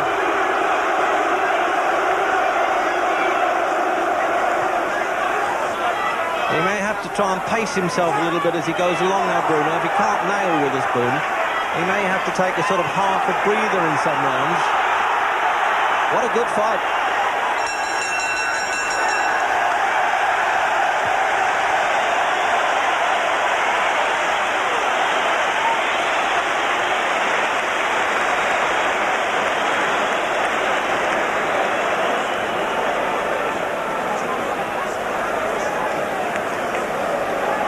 So the words of wisdom there from manager Terry Lawless, who I sometimes think suffers more than his boxer, certainly on the way to the ring. And they've churned out world champions almost like a conveyor belt from his gymnasium in Canning Town in London.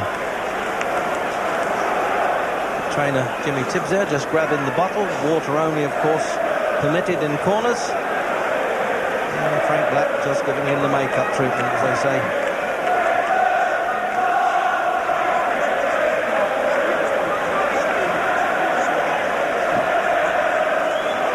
So popping back the gum shield. That's the only bit of defence above the waist of boxers allowed.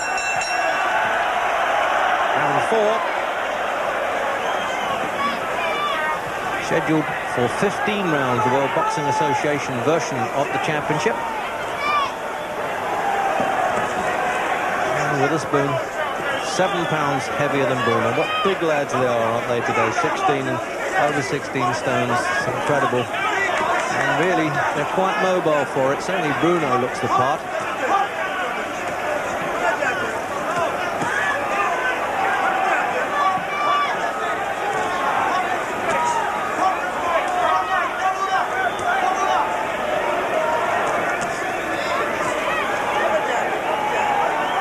Witherspoon always fights with his mouth open, Jim. That's not a question of tiredness like that. He's had a breathing problem for some time, I'm told. Open up again here, Bruno. Just don't want to see him punch himself out, eh? Yeah, well, in the the bone crusher fight, he punched himself out, he ran out of steam, but I think that was tenseness before the fight. I think that was burning out with nerves, but he doesn't seem overly nervous tonight. Quite the opposite, he seems very confident. This is good work.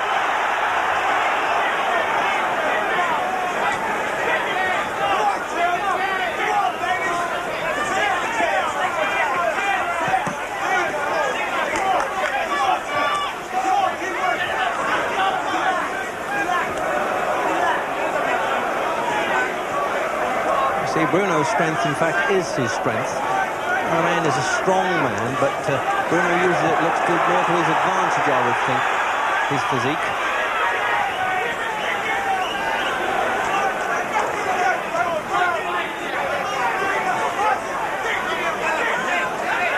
Remember, Witherspoon, this is the man that took Larry Holmes to a split decision.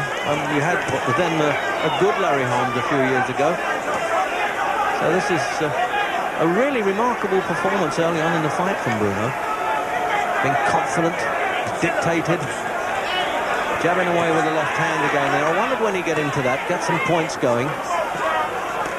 Judges, Japan, Panama, Venezuela. The referee doesn't score.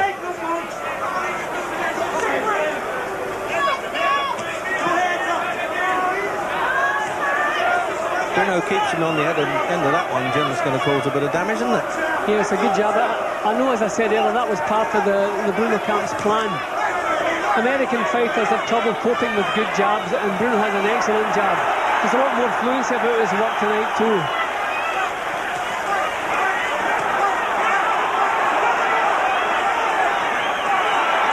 Well, I tell you, he's taking the play away from Witherspoon. There's no use him, Witherspoon, waving him on. He's already there.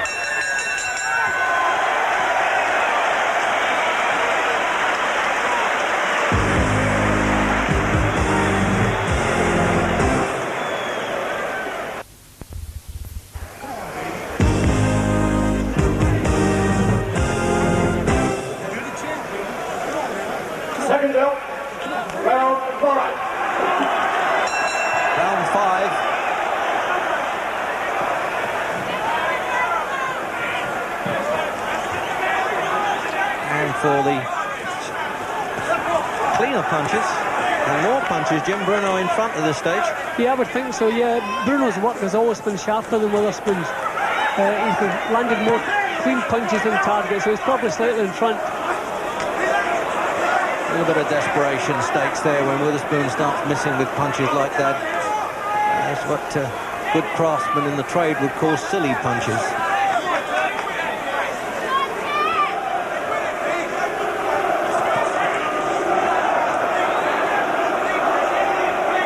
If Witherspoon has taken Bruno lightly, he'll just be beginning to regret that now, because this has been a fair old pace right from the start, and he's going to have to be in shape to stay with Bruno.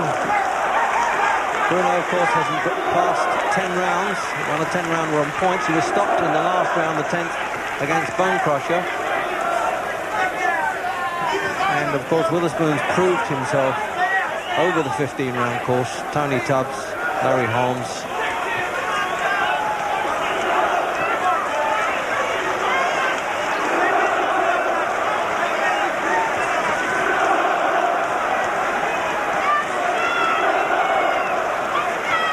This is the round, Jim, I was saying, I wondered if he'd try and pinch what you fighters would call a rest. I don't mean obviously a total rest, but he looks as though he's not going to exert himself too much, Bruno. Yeah, well, I heard Terry Lawless in the corner telling him to concentrate on the jab. Don't get drawn into a brawl, because that's what Witherspoon wants.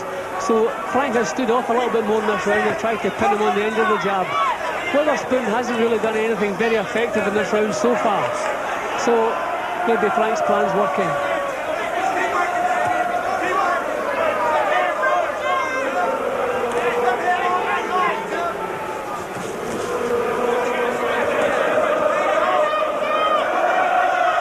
Well, he's tried to show Witherspoon in this round that he's got the gift of the jab anyway. There it is again, almost playing postman's knock, the double up punch with the left hand there, Bruno.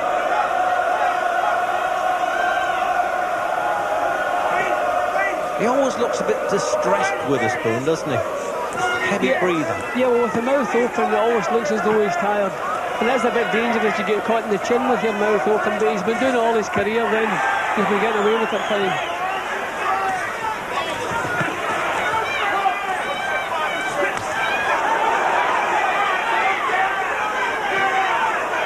Well, there was one time when the American trainer Slim Robertson really thought that Witherspoon could win in the first round. So that one's gone out the window.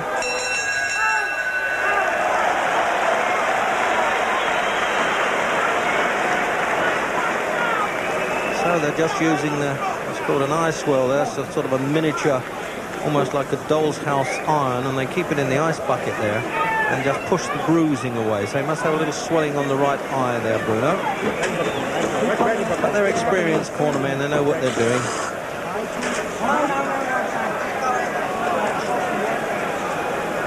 Second belt, round 6. Sixth round now.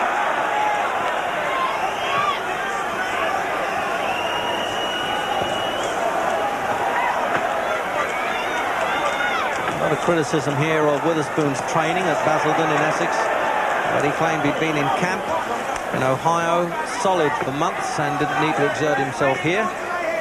But I don't know, maybe the way he's going, he could eat himself out of being champion, putting on weight like that.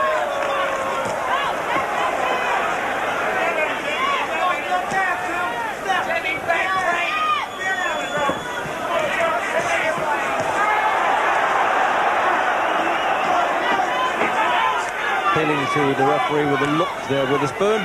Didn't make a meal of it. But I don't blame Bruno for roughing up a little bit. He wants to say, if you want it that way, you can have it. Long left hand as well, or a bit rough tactics to go in my way.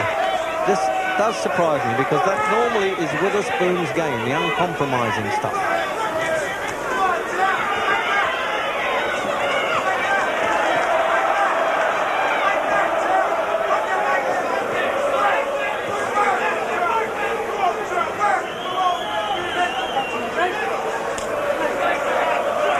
Jim, the only reason Frank might tire, if he does, is with his own exertions, not the punches he's taking. Yeah, that's a fact. Frank has set the pace all the way through.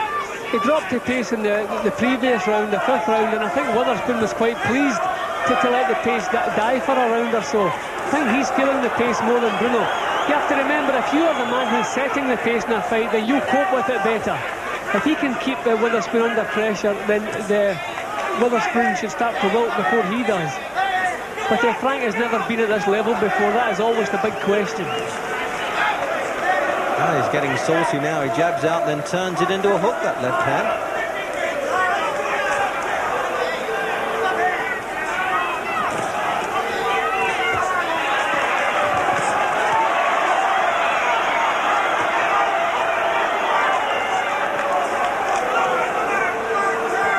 Definitely swinging a prayer coming in from Witherspoon. There's nothing classy about his work.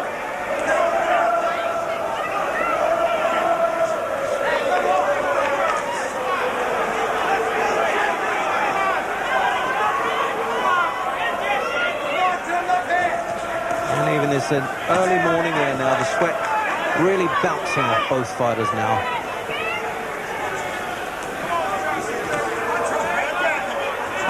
As we come up to the end of the sixth, and a really good start by the challenger.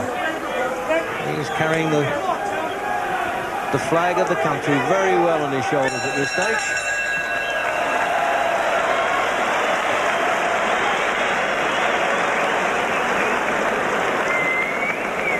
Well, what would they be saying over there in Witherspoon's corner, Jim?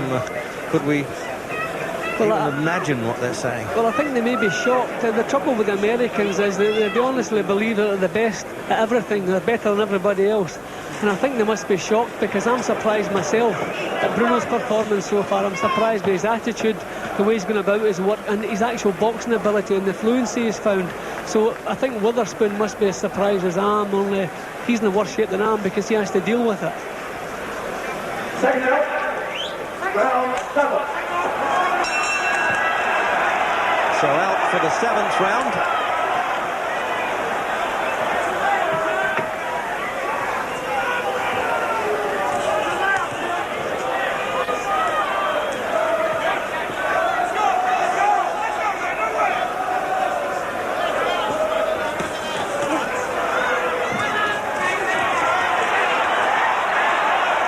Jim Watt was rightly saying the fluency in Bruno's punches are quite remarkable. He was a little bit clockwork early on in his career. But he believes in himself now. Scored, as I said, against Jerry Kutsia. One punch can really turn around in this game. And when you've got a physique like that, you can fancy your luck with anybody, I should think.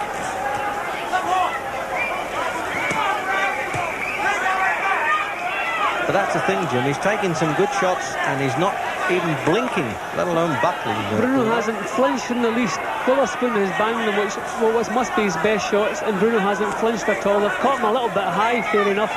Even allowing for that, he hasn't flinched in the least.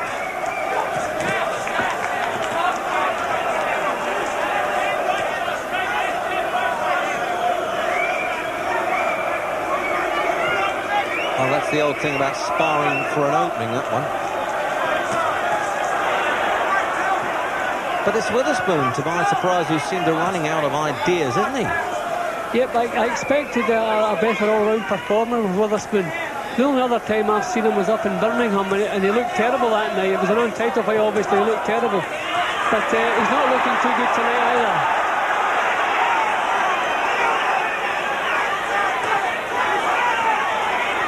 Well, he took a few cuffs around the head there, Bruno. He could have done without. In the 7th. Oh, he just caught the side of the jaw. He absorbed that well, Bruno. But he looked as though he was in trouble, Jim. Yep. Yeah, that's the first time Bruno's been in trouble. Those were good punches, but again, he still has his wits about him. His eyes are looking clear and he's still concentrating, but those were good punches. Witherspoon got a swelling under the left eye.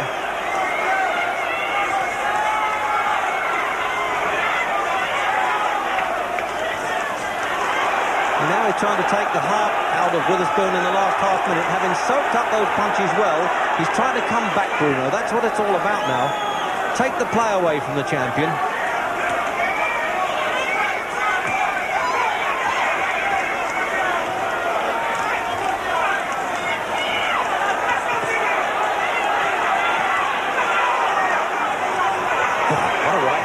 As we come up for the bell, and he still didn't make any difference, and he just turns away and looks at Witherspoon as if to say, well, you've hurt me, but I'm not going over. Jim, you've been in a corner like that with Terry Lawless and co many times. What sort of feeling now do you get from him when you're in there? Well, I think it's just encouragement that's needed now. Frank's doing everything right. That was probably Frank's worst round so far. When you consider clean punches taken, he gave Witherspoon quite a few free shots at his jaw. He took the punches well. It was upset slightly in the middle of the round, but never badly shaken. But he can't afford to give Witherspoon any more free shots. And I think Terry will try and get him to tighten up, see if he can push Witherspoon back again, because Witherspoon's not half as good going back as we've seen in the early rounds. So I think Frank will have to try and dominate this round coming up, push Witherspoon back and take the sting out of his round.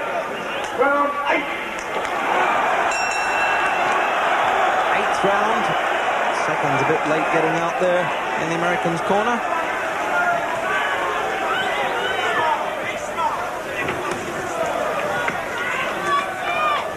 And it's been an easy fight for the referee to handle, the Venezuelan. Started off having to do a bit of wrestling, but it's all right now, it's cleaned up.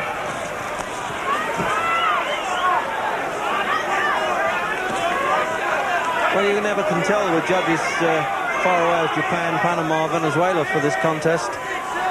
But certainly Jim Watt and I have got Bruno ahead. Yeah, Bruno's at least one round, possibly 2 rounds in front at the moment. Yeah, I would actually give him more than that, Jim. Well, some of the rounds, Bruno has been in top, then Witherspoon's coming back. That's the first big round Witherspoon's had, the 7th. But I'd say maybe about 2 rounds in front. I don't know that I would go any further than that.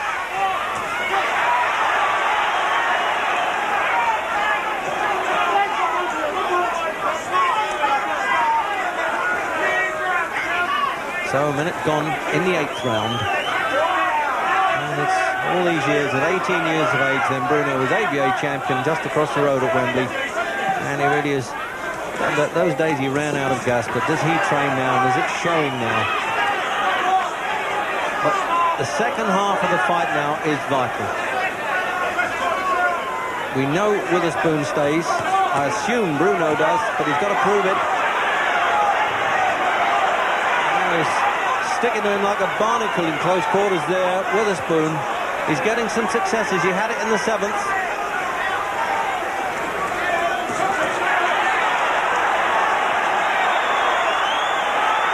Well, that's good, the way that Bruno tries to come back to him. Tries to nullify the attack like that. Yeah, Bruno's showing us a little bit of everything tonight. Guts, heart, skill, boxing ability, the whole thing. I'm just wondering, a couple of signs that Witherspoon might be just too much of a beast for Bruno. But as long as he keeps firing back after Witherspoon's onslaughts, then we can keep confidence in him. Witherspoon tried to change the southpaw there, then changed his mind. Changed the stance. Oh, I think they could see that one in the back of the hall, and Bruno didn't really see it coming. He tried to pull his head back and got caught with a left hook.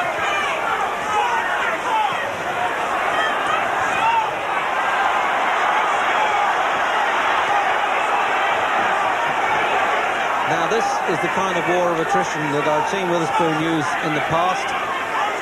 Can it succeed here? He's still got a lot of ground to make up on my card.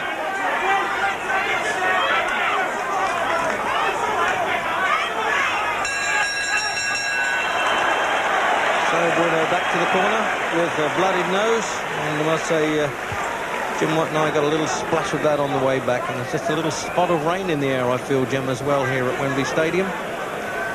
So there's the ice well. They leave that in the ice bucket, and then they just try to smooth that away. That's the easiest way to get them down. Not the kind of injury that would stop a contest. It has to be a lot worse than that.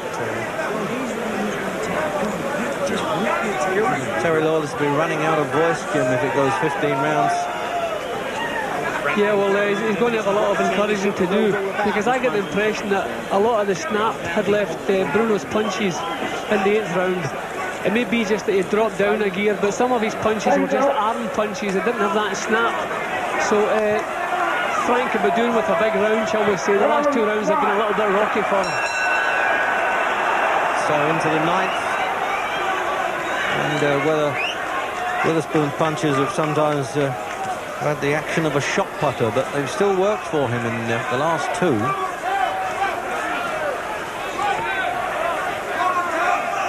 But I'm impressed the way Bruno has ridden the storm and tried to fight back right away so that the champion doesn't get too confident.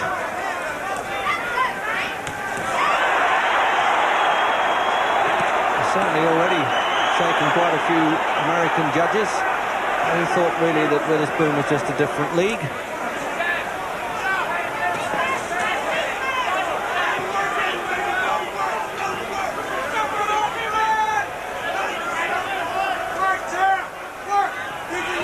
So he's decided to back off now, Bruno. I mean, he might try and use the ring a little bit, but I agree with you. He's got to save a little bit of strength now. We said this at the start of the fight.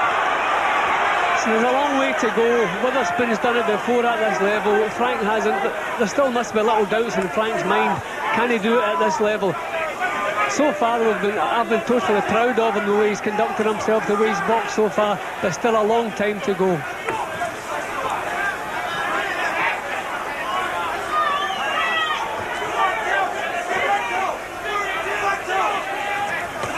Oh, that right hand really right above the commentary position here.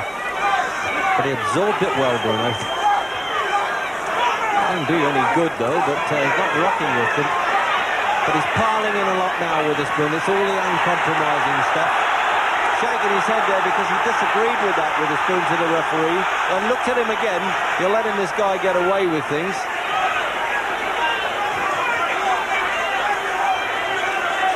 Not a good sign when the champion moans a little bit, Jim. No, it's always encouraging when your opponent appeals to the referee, and Witherspoon has done that a few times. Bruno must be roughing him up a little bit more than he expected.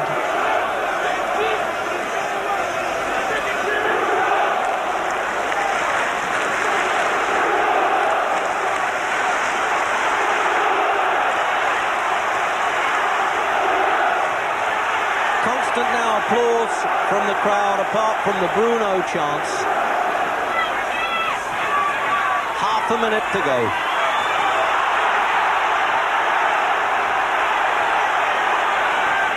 For big men, this has been a really heavy pace, this. So he's just warned him for pulling Witherspoon on there. Makes a change to see a British fighter warned for roughing up an American champion. So countdown for the end of this round.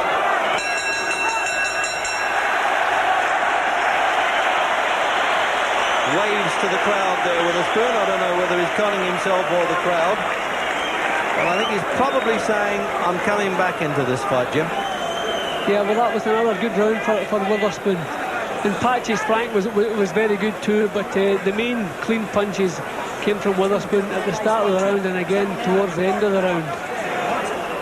Second round.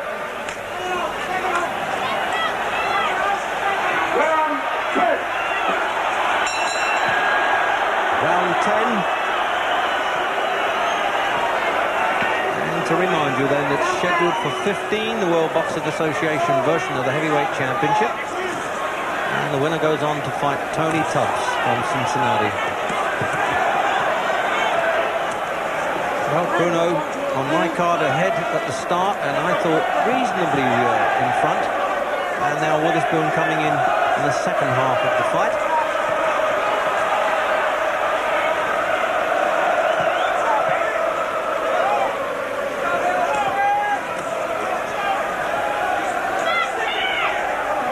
Now it's time to dig up the old cliche, Jim, about when the going gets tough, the tough get going, eh?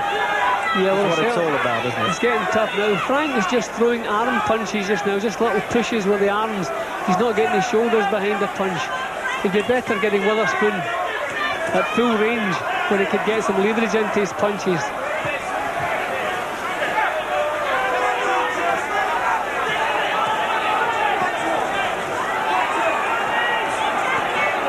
Some of the newspaper predictions today, well, I think a little bit over the top.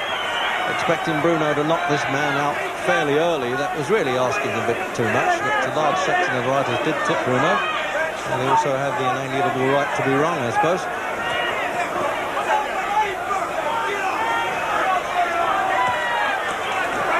So we're midway through the 10th,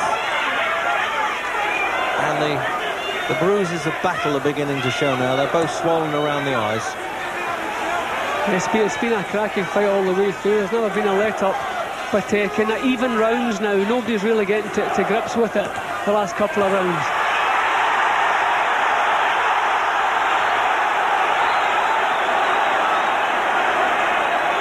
That is complaining to the referee that he's pulling his head on.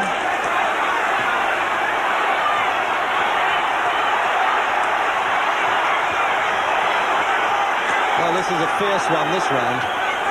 You see, they're just running out of a bit of steam now, so they've got to stand toe-to-toe anyway. They'll probably pull it together. If this fight goes 15, they'll start again from about the 13th, trying to get some movement going. But right now, they've got to anchor their feet to the ground.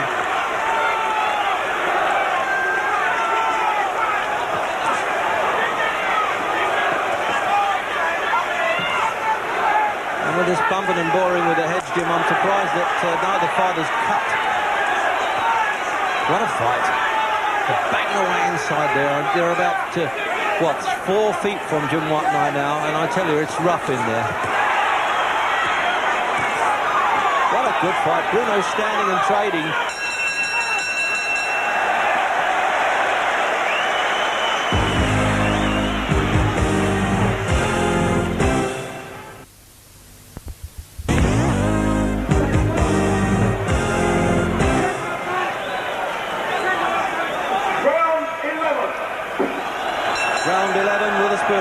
For work, and it's unknown territory now for Bruno. He's never been beyond the 10th round, and that was only in one contest against Philip Brown of America, who really wasn't in Witherspoon's class.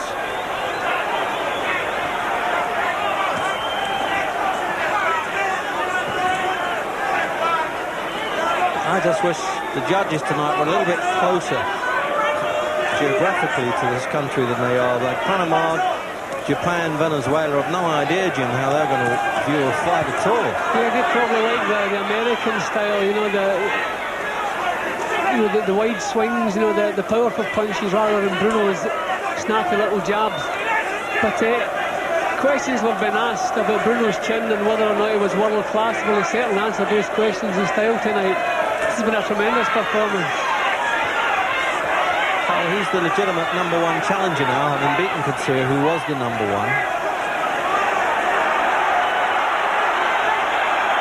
A lot of arguing and moaning seems to be going on there somewhere. As I said earlier, Witherspoon always looks as though he's a bit distressed. Nobody knows the troubles he's seen when he's fighting. But durability, I haven't seen a heavyweight soak up like he does and keeps going. And for a man who admitted that he was pot smoking for a while and in fact almost had the championship stripped from him but was fined instead and took a rehabilitation course, he talks openly about it now, so credit him with that.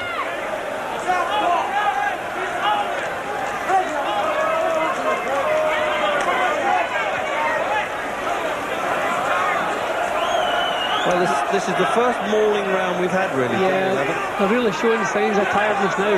Witherspoon with the old head will probably do this for the first 2 minutes, then try to go to work in the last minute. But this is where a little bit of experience comes in, steal around in the last minute. Oh, a good left hook there by Bruno. That's the first time I've seen Witherspoon visibly shake there. Could have done with just following that up quickly. His right eye's closing a bit, Jim, Bruno, isn't it? Yeah, there's a fair bit of swelling around that, yeah.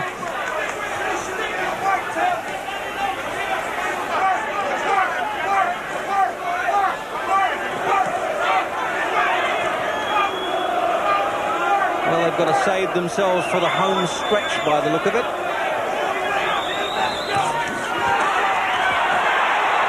Oh, both landed their best shots together there, and it's Bruno who's hurt the most, I would think. He's got to try and grab and get his way out of trouble here. Oh, on the top of the head, the left hook. He's starting to go to pieces in the corner, and he's breaking up a bit now, and he's hitting him on. He's down. He's got to get him up. And the towel has come in from Terry Lawless's corner in the 11th round, towards the end of the 11th round. And he broke up in a similar way, Jim, than he did with Bone Crusher Smith. He was fighting so well that he got caught in a neutral corner, started to go, and at that point, as you say, the experience of the champion showed. He completely took over. But I didn't like the punches at all on the while he was down. The referee seemed to let him get away with that, but in fact the fight was over anyway, really, because Lawless had that compassionate act with the towel. Perez, those were tremendous punches, bang on the chin. Frank did well to keep on his feet for the first 3 or 4 of them. They were tremendous punches. Frank gave everything he had, and the strangest had happened in the only quiet round in the fight. So a disappointment there from Mrs. Bruno, the first time that she's attended a fight and saw her son fighting so well, and then it went against him.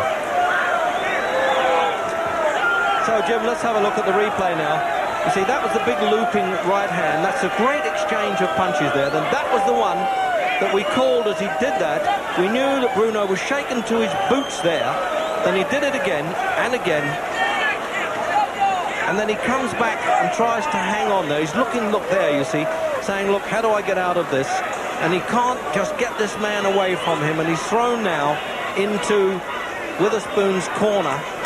And he tries to back off there. He just, his faculties are not quite with him there, Bruno. And there he goes, tumbling back. So the referee, I think, has made up his mind. Certainly manager Terry Lawless has at that stage. On the top of the head, the final punch, really. Now, he's allowed him to get away with that one, which surprised me. And just, well, we would call a tap, but there was no need for it. And at that point, the towel was in. Jim? Yeah, well, the right hand started the troubles. It was a wide right hand. There's a left hook. Follow up. Now, Bruno's in bad trouble here. This is where a little bit of experience was needed. Bruno either needed to take a count or to grab a hold of Witherspoon, but he didn't have the experience to do that. But nonetheless, a tremendous performance from Bruno. Champion, were you surprised at the tough fight that Bruno was giving you early on? No, like I said earlier, that he was a tough opponent. I wasn't taking him lightly. I watched films of him and he knocking everybody out. And I did not take him lightly. I trained hard and came in here to expect, anticipating a hard fight. And he's a good fighter. So, did you resent the criticism that the press here was saying you weren't training that well? No, they expected me to get upset, but I wasn't. I was geared for the fight. I didn't care what the press do. I'm all right. I don't care. I come in and fight him like it was a war, and I won. Timmy, were you worried early on? He boxed so well. Were you worried that he wasn't going to fade away, that you would catch him? I mean, he got off to a good start, Bruno. Were you concerned about that? I can come back. I'm a great champion. I'm never going to quit. I'm a Capricorn like Ali, Frazier, all the great fighters, and I'm not going to quit. I thought Bruno fought one hell of a fight. I thought he was very good. He proved himself worthy. He did England proud, and I would like to see Bruno fight again. So he can come again even in your series that you're running. You never know. Absolutely. At the end of the Ultimate Championship, they got 2 more options to fight. Bruno can certainly be one of them because he certainly acquitted himself very well. And I'm just very happy to see such a great event and to see the millions of fans that are seen around the world and the great fans here in Wembley Stadium. It's been wonderful here in England. I'm certainly going to come back. It's going to be exciting. And ITV, roll, baby. You got number 1. And as Frank Bruno goes back to the dressing room with those encouraging words from the American promoter Don King that he could still be involved in the series to find the undisputed heavyweight champion of the world, we'll take a short break, and after it, we'll be talking to Frank Bruno.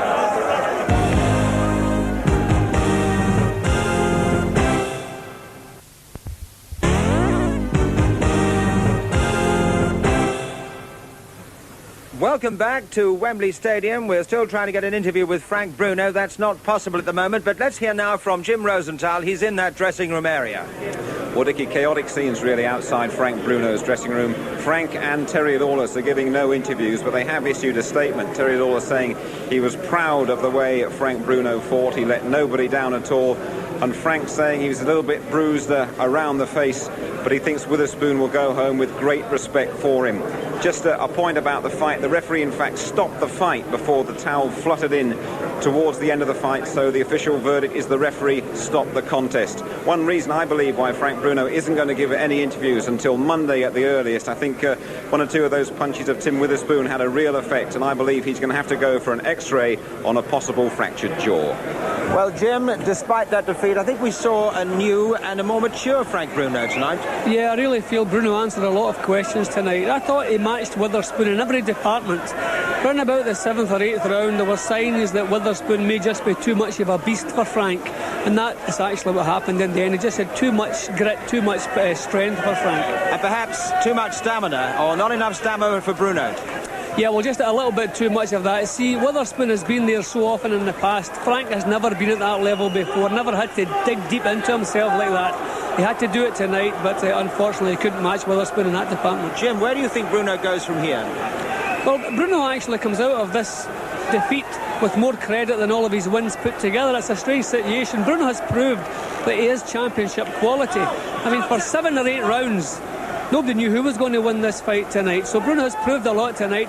All he needs is back to the drawing board, get to work a little bit, maybe in stamina or whatever, I don't know. But he has proved he is a genuine contender, and he can only go forward from here. And Don King has said he still has a chance. Jim, thank you very much indeed.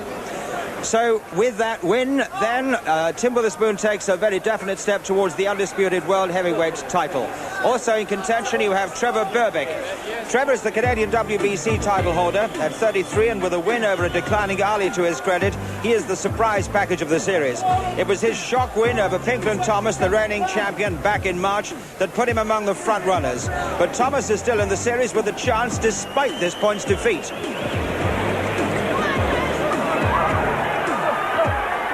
He's laying him well there, but he's leaving himself open, Thomas, and Berbick knows it.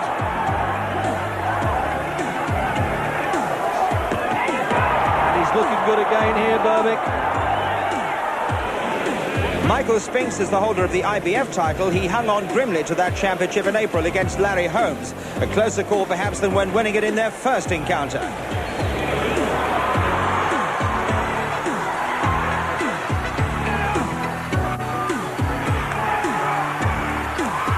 Oh, what a start by Mike Spinks.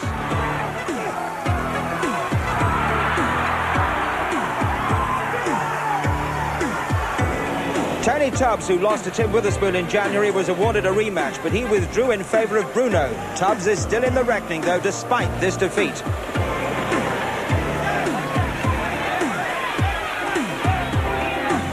It's an exceptionally fast start for a heavyweight championship fight, this, and there's a good trading round, this.